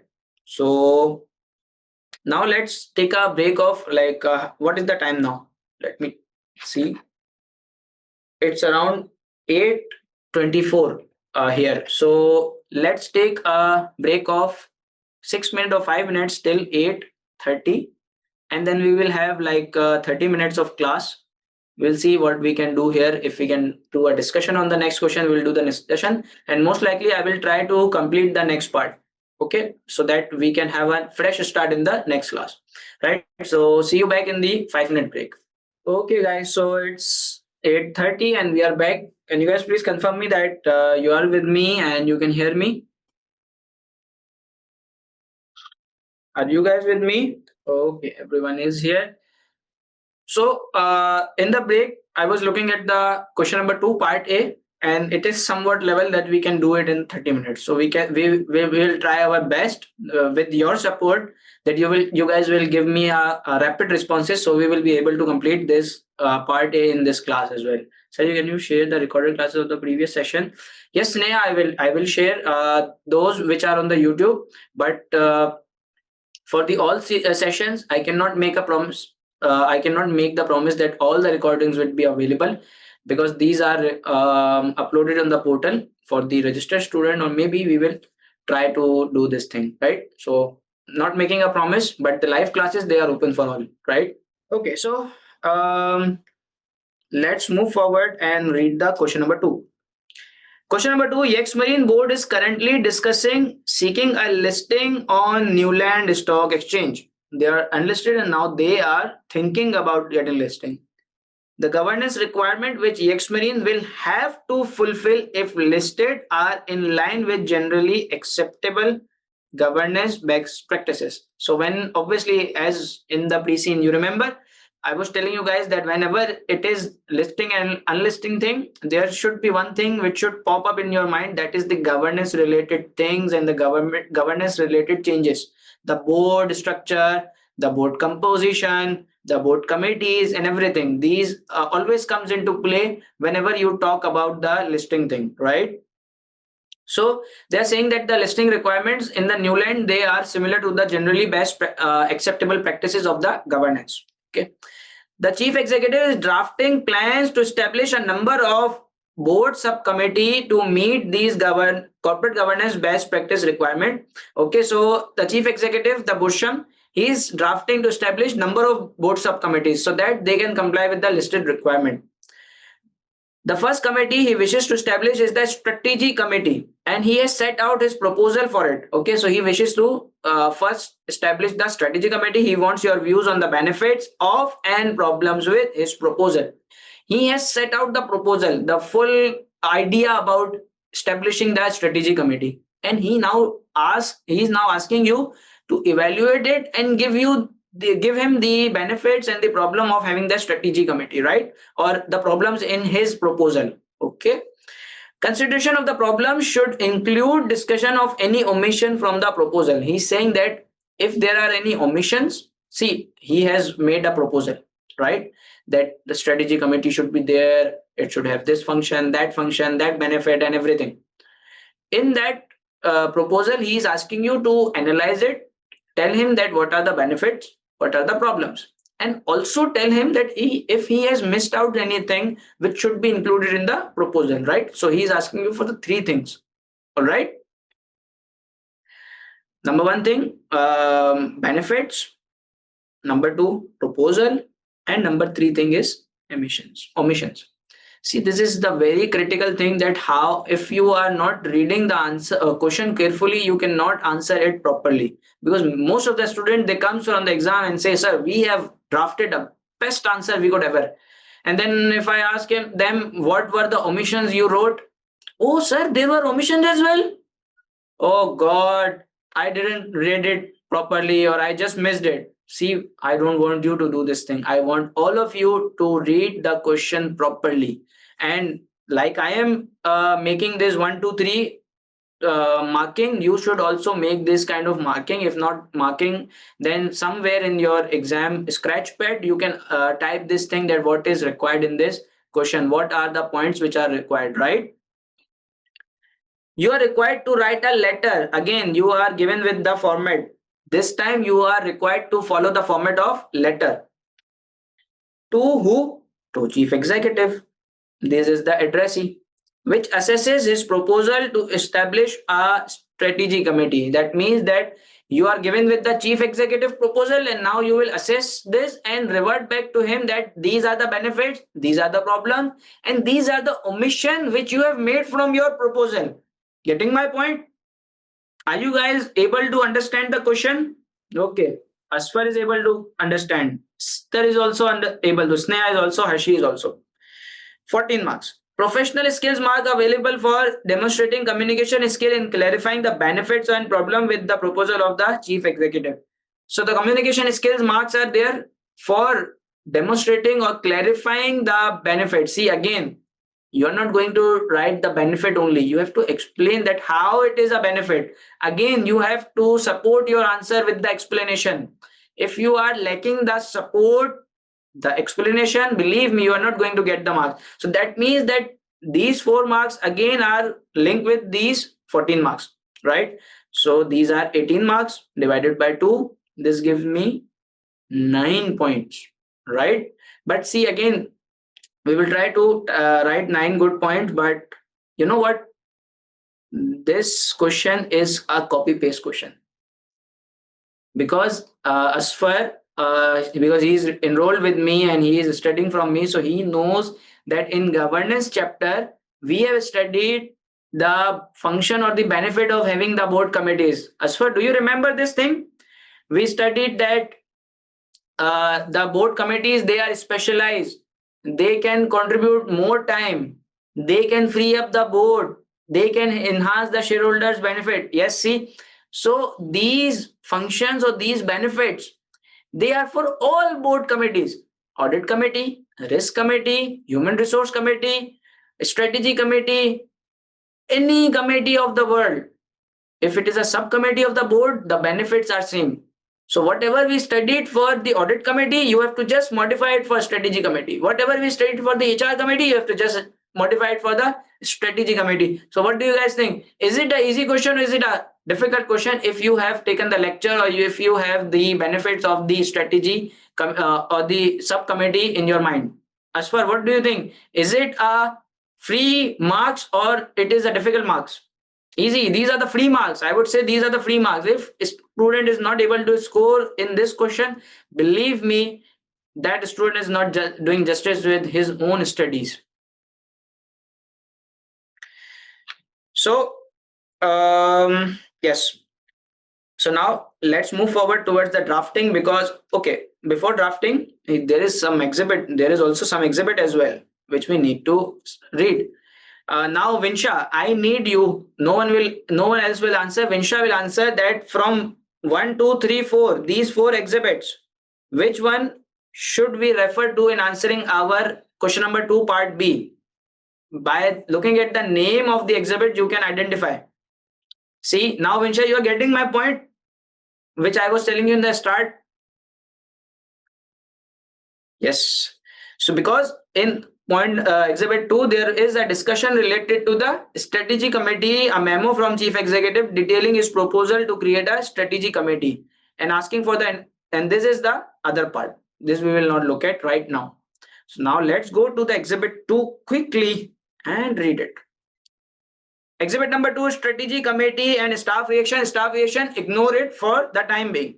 2 consultant, Tony Bhushan, subject strategy committee and staff issue. Hi, I would like your assessment of my strategy committee proposal and analysis of the effect which negative staff reaction to the planned transformation could have on the change process. Obviously, this is something not related to us right now. strategy committee proposal.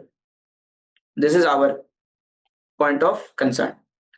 The strategy committee will lead the development of strategic decision making within the Yexmarine. I think the membership of the strategy committee should be the chief executive, technology director, and the operation director.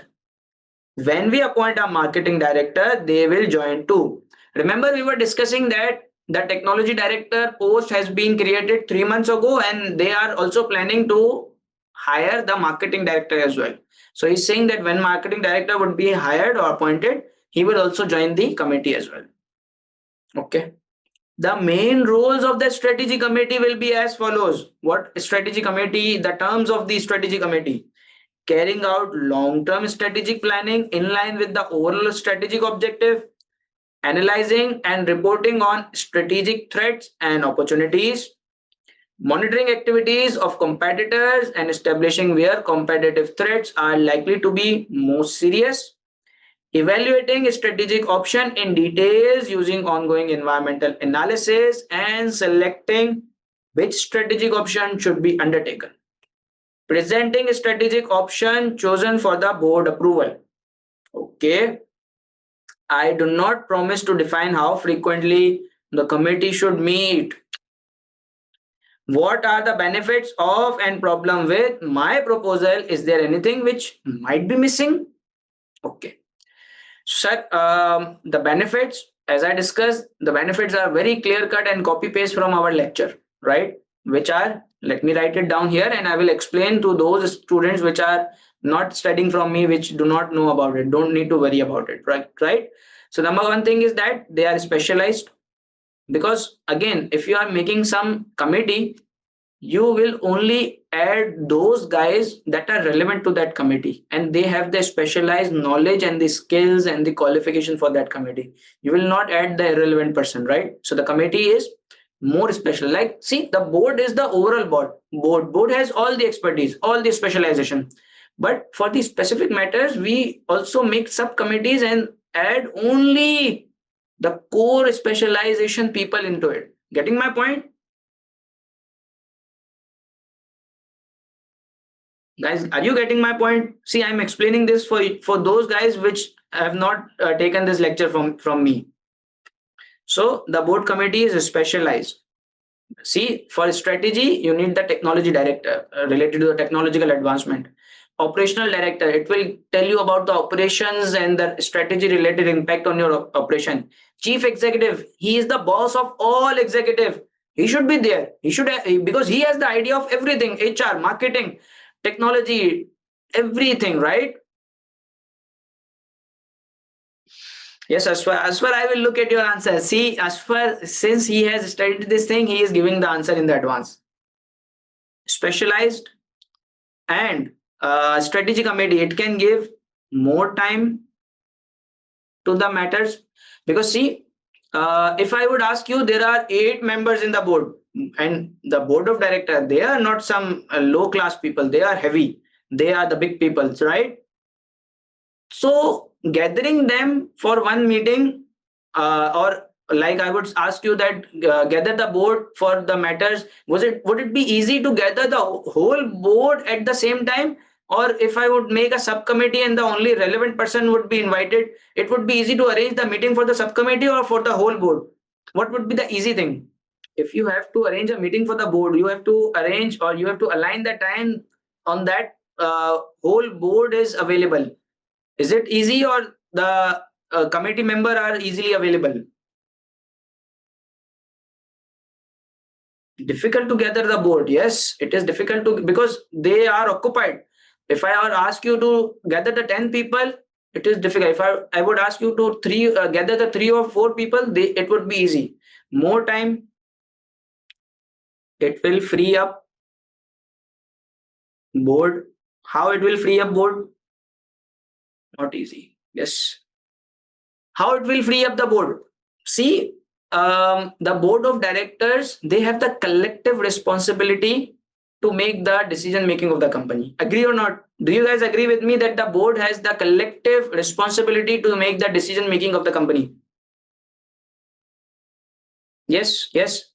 But don't you guys think that the board should delegate the few tasks to the relevant directors so that they can look into the matters and the board can look at the other generic issues and the other issues, like these directors, these subcommittee members, they can do the workings, detailed analysis, field work on that issue, okay, and then come up with the facts and figures like the finance director did in the question number 1. See this type of thing, the chart or the summary of the matter, finance director made it, right, and then come up to the board and present it in front of the board and ask them for the approval.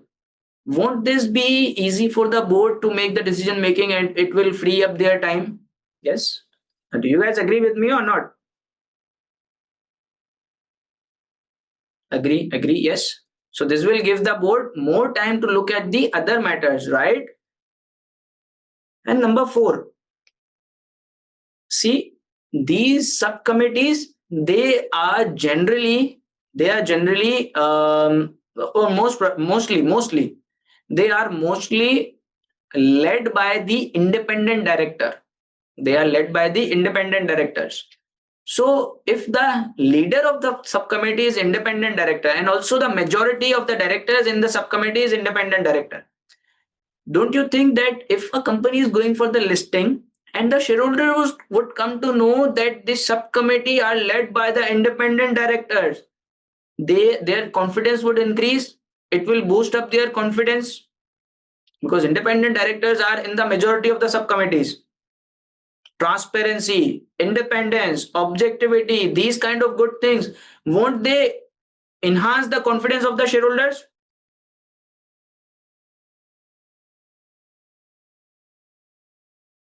Yes. Sneha, Esther, and Hershey, do you guys agree with me or not? If I would add the independent directors, because in committee there are independent director in majority and also the leader of the committee, so it will enhance confidence of shareholders, right? So these are the benefit of having the subcommittee. These are the 4 points. Now let us discuss what are the problems in it.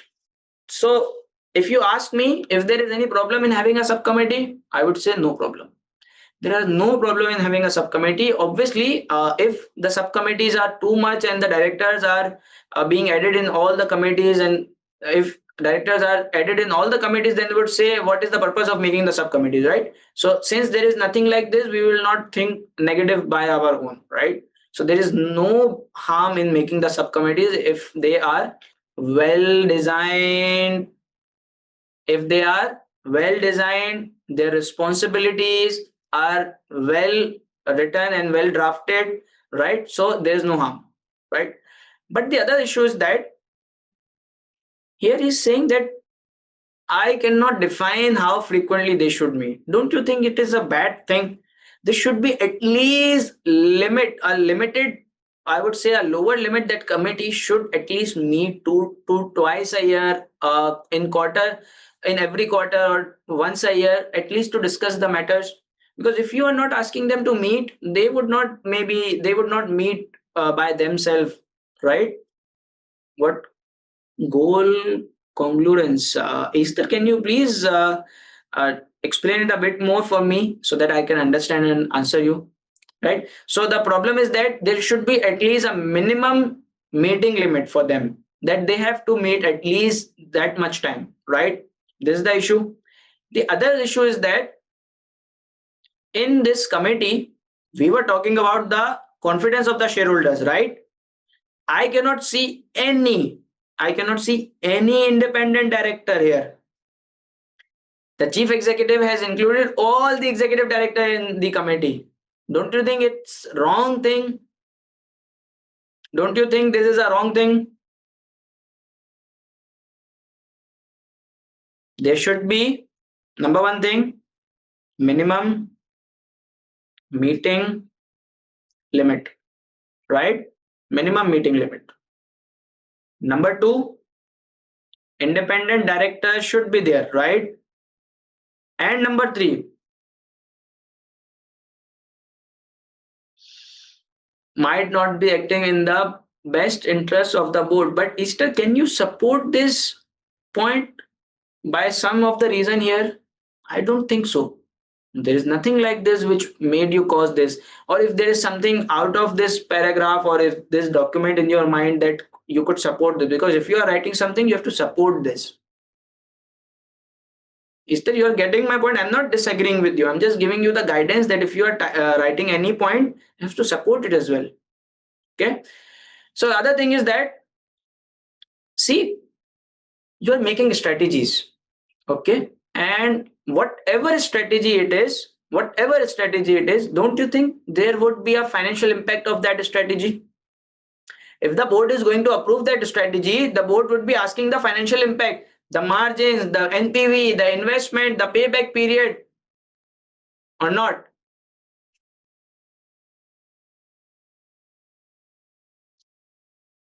Would there be a finance impact in every strategy or not?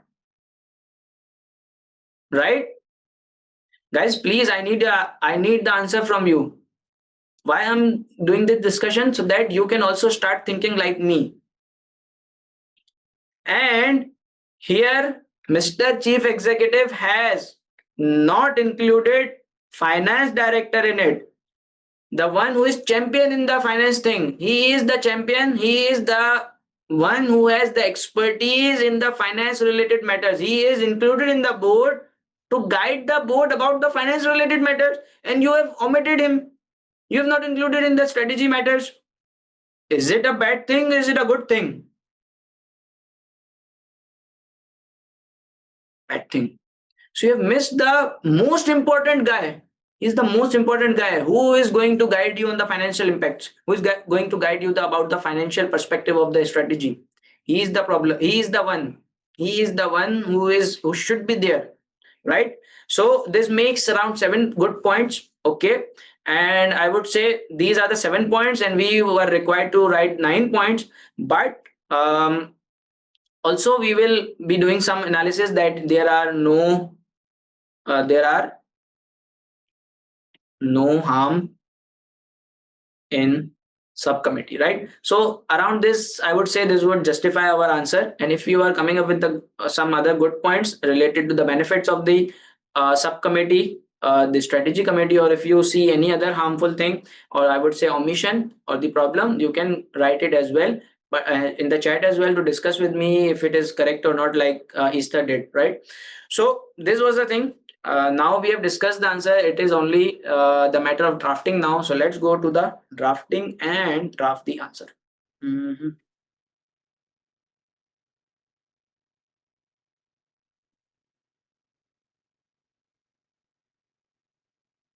So we were required to write a letter. So that is why I'm putting the heading of letter, right? Now here, the format of the letter, it is to who? It is to Chief Executive Officer. As far I do remember that you have drafted something up above, I will review it.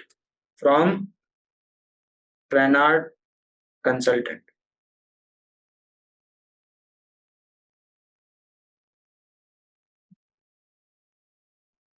Subject. What should be the subject? What should be the subject? Go to the requirement and see what you are asked to do.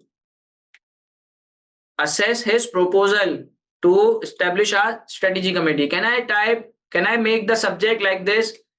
That assessment of the proposal to establish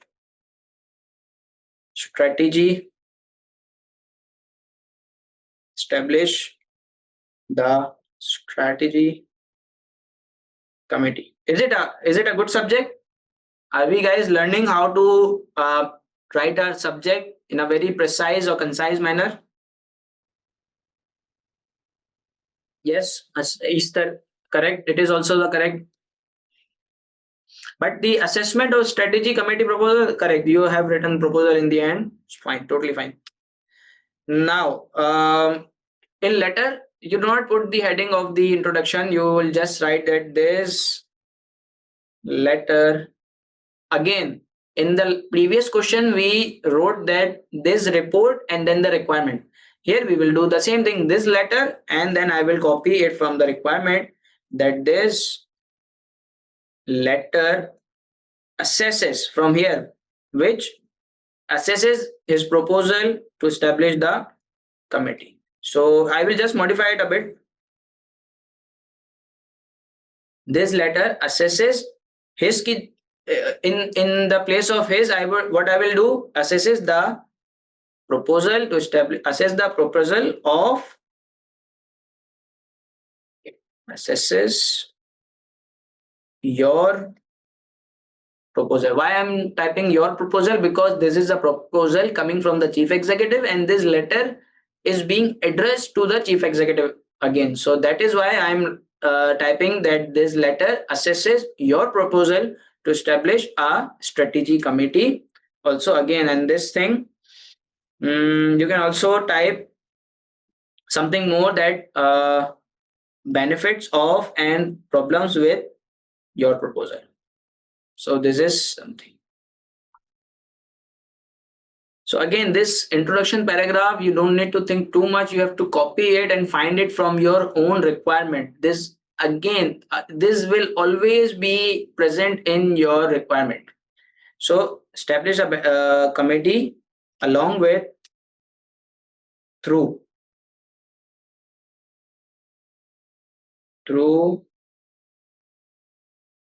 evaluating the benefits of and problems with the proposal. What of omission? You can also type the omission as well, but if you want to, again, this is a good thing. If you want to, problems with and omissions, if any, in the proposal, right? Is it okay now?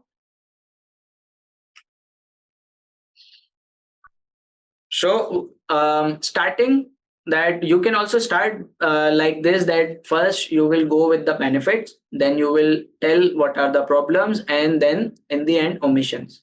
But what I prefer, that I would first get myself free from the problem things, that I would mention that there is no problem in your proposal. You have added the right or the specialized people in your committee, right? Because operational director, it is a correct guy. The technology director, it is correct guy. Chief executive, it is a correct guy. So no problem in it, right? But in the omission part, I will discuss about the finance director. So I will tell them that also you have mentioned the terms of their reference or terms of their roles and responsibilities very well, so that they can do their job with very clarity and focused approach, right? So this is the thing I would write about the problem thing.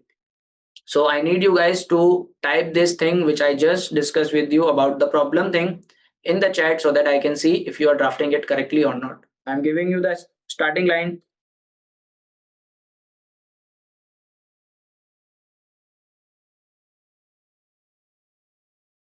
All right, so this was the problem part. Are you guys with me? And did you see how I have drafted this thing? See, the proposal of establishing the strategy committee does not have any problem, right? There is no harm in it if you are going to make establish a strategy committee, as you have selected the relevant directors that can contribute in the best way to establish the strategy for the Yexmarine business development, right? So this is the support from my side of saying that there is no problem. Okay, then also you have drafted the terms of their reference and roles and responsibilities of the strategy committee. This will enable them to perform their task with clarity and focus, and with having the knowledge of what is expected from them. Because if they are not known or they are not aware of what we are expecting from them, then they cannot do their work properly. So when you have informed them that what is the expectation from them, what are their roles and responsibility, now they can work more with more focus and clarity. Do you guys understand this thing? Should we move forward towards the benefit? Okay, perfect. So now let us discuss the benefits. Further, having the strategy committee will have the following benefits to the Yexmarine, right? Number one, it is specialized,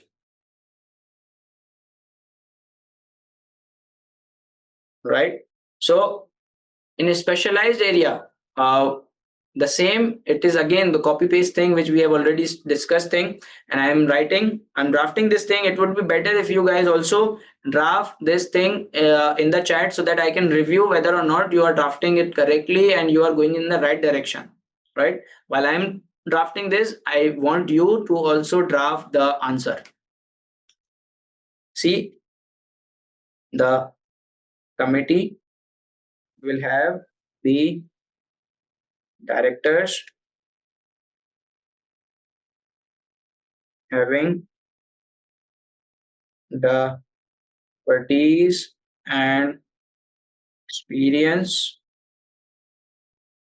in making the strategies. See, this is the general line. I just mentioned the general line that strategy committee will have the specialized people. Now you have to link it with the scenario.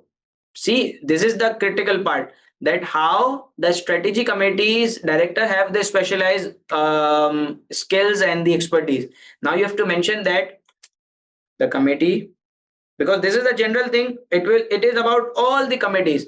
If I am talking about the audit committee, I would then mention that it will have a finance director into it, who has the financial expertise. It will have the operational director who has the information about or the knowledge about the internal controls, right? So that is how you have to mention this thing, that and the strategy committee will have the will consist of technology director, operational director, operations director, you. See, I'm saying you because I am addressing chief executive in this letter. You and marketing director when appointed, right? These are these directors have the necessary as the required skills, knowledge, and expertise in devising the appropriate these director would have appropriate business development strategies for Yexmarine. The strategy committee will encourage deeper analysis and informed recommendation from individuals with relevant expertise and experience. Yes, yes, yes, yes, yes. Correct. Will encourage deeper analysis and informed recommendation from individuals with relevant expertise. And see, this is the general line. Any committee, any subcommittee would have this thing. But how a strategy committee will have this thing, you have to mention the director's name and their expertise, the way I did, right? So Easter, this addition will make your answer better. Number 2 point. What is the number 2 point? The number 2 point is that they more time, right? The more time thing that okay, perfect. See, this is the thing. See, if you would not draft this thing, you would never come to know what is missing, right? So the benefit of drafting is that. the subcommittee. See, we are talking about the subcommittee. The subcommittee can devote more time to the assigned roles and responsibilities. The roles and responsibilities we just mentioned here, right? We are talking about their terms of reference and roles and responsibilities. So now you have dedicated the specific task to the specific committee. Now they can devote more time onto them, more time to the assigned roles and responsibilities as compared to the whole board, and they can also meet more frequently to discuss the matters as compared to the whole board. Don't you think this thing? Do you guys agree with this?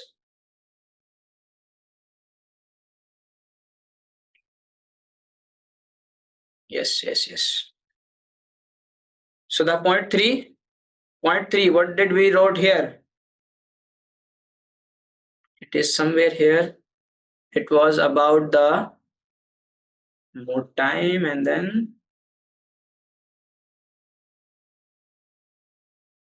free up board. So the strategy committee, uh, the strategy committee, hmm, being the subcommittee, again you have to bring out the things from the subcommittee thinking or the subcommittee ideology. The subcommittee will be working on the assigned task in detail and will be presenting the proposal related to strategy to the board for the approvals, right? They will do all the working, they will come up with the summary to the board, right? For the board, this will save time of the whole board by not getting involved or occupied. The better word is occupied in the matters, in all the matters, and will give them more time to focus on the other matters which need the attention of the board, because board has other objectives as well. The better corporate governance, the stakeholders management, the finances, the dividends, the operations, and everything. So these are the other matters and the crucial matters as well, which the board need to focus on. See, so if you would make the subcommittee and you will dedicate few things to them, then the board will have more time and more room for the other areas as well. And then in the last, we will talk about the independent director and the confidence of the shareholder or shareholders.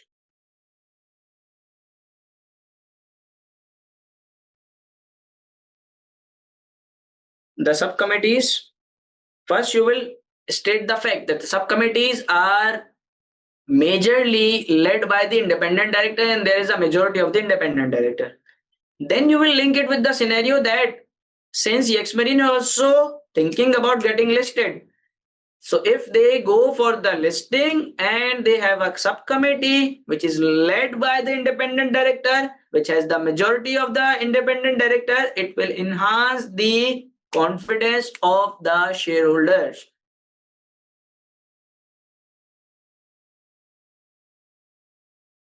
All right. So, you guys getting the idea how I drafted this answer. It would be better that you guys would have drafted this with me, but anyways. So now let's discuss about the omissions. Now I'll write that, but there are few omissions which. Okay, so now here you can tell yourself I as well, but I prefer saying we because I am a consultant company, Trinard consultant, so I'm representing them. So I will not go with the individuality approach. I will go from the we approach, that I am representing them and I am talking on the behalf of Trinard consultant. It is up to you, doesn't make any difference, but it is just my approach. Omission from few omission which we noticed in your proposal, right? Which are listed below, which are discussed below. All right. So the number one was that the minimum meeting frequency, right?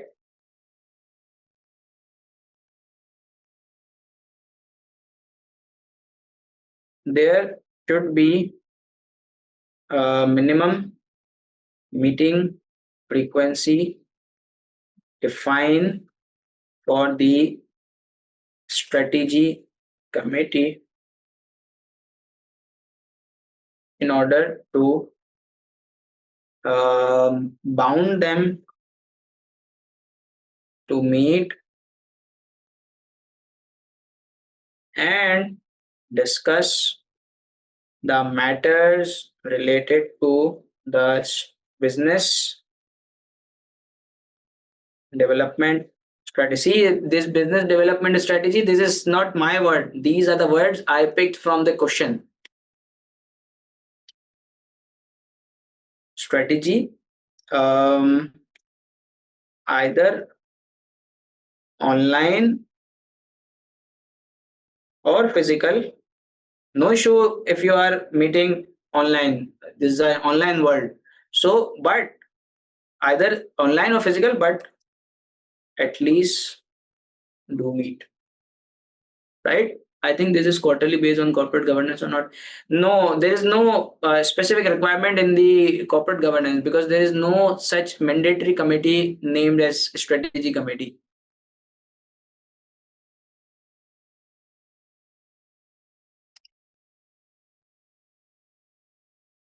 They can either meet online or physically, but at least they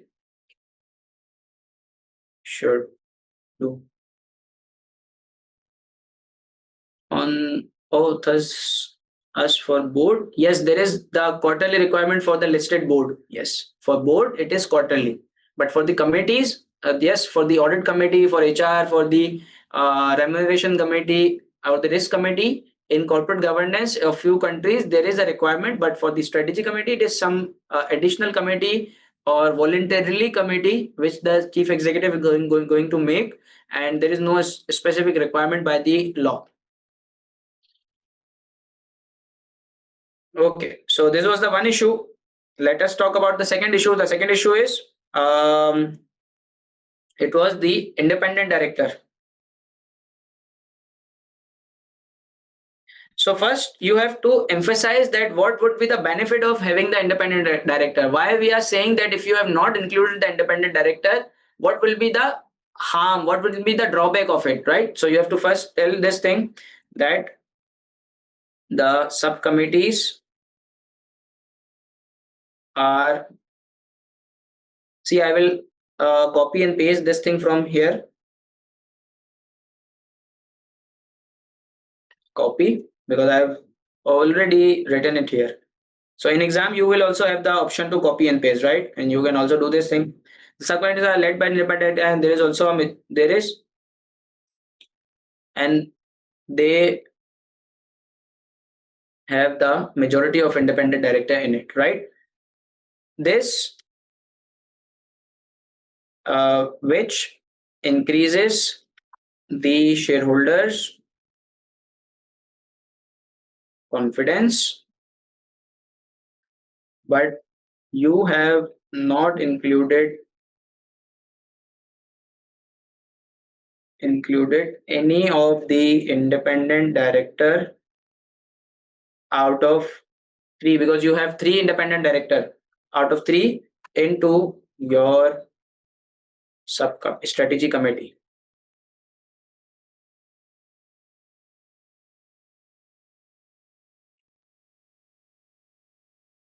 Which is not appropriate, as Yexmarine is planning to get listed,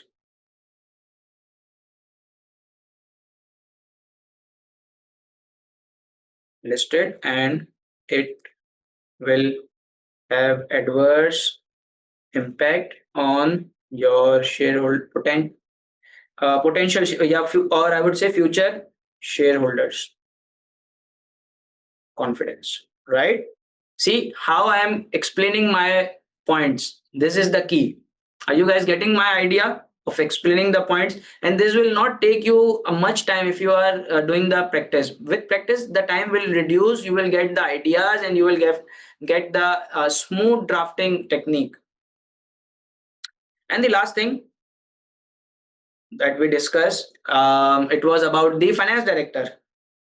Omission of finance director.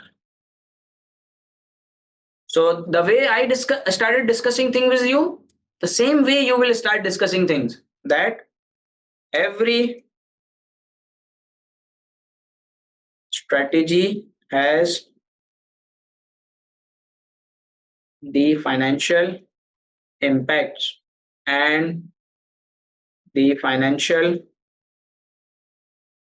appraisal. Appraisal means evaluation, right? And the person who is expert in giving the company financial viewpoint and impacts of strategy, i.e., that is the finance director, is not included in the committee, which we think is the major omission, right? So this is the issue in it. So at the end, you will write the ending notes, that is regards, because we are following the format, so you have to do all the formalities. Renards consultants. All right. So here we have drafted the perfect answer. One more thing, you can also type, you can also mention the advantage of independent director as well, that the independent director comes or bring the outside knowledge or the experience as well. So if you would include them as well, they will bring the outside or the rich experience as well, right? So this is the answer of the question number 2, part A, and this is for today. And we will continue from here tomorrow in our class, that is from 5 p.m. to 8 p.m. Pakistan Standard Time. So guys, if there is any question related to the whole class, the conceptual thing, the ideas thing, or the drafting thing, you can ask me, or then we can end the class.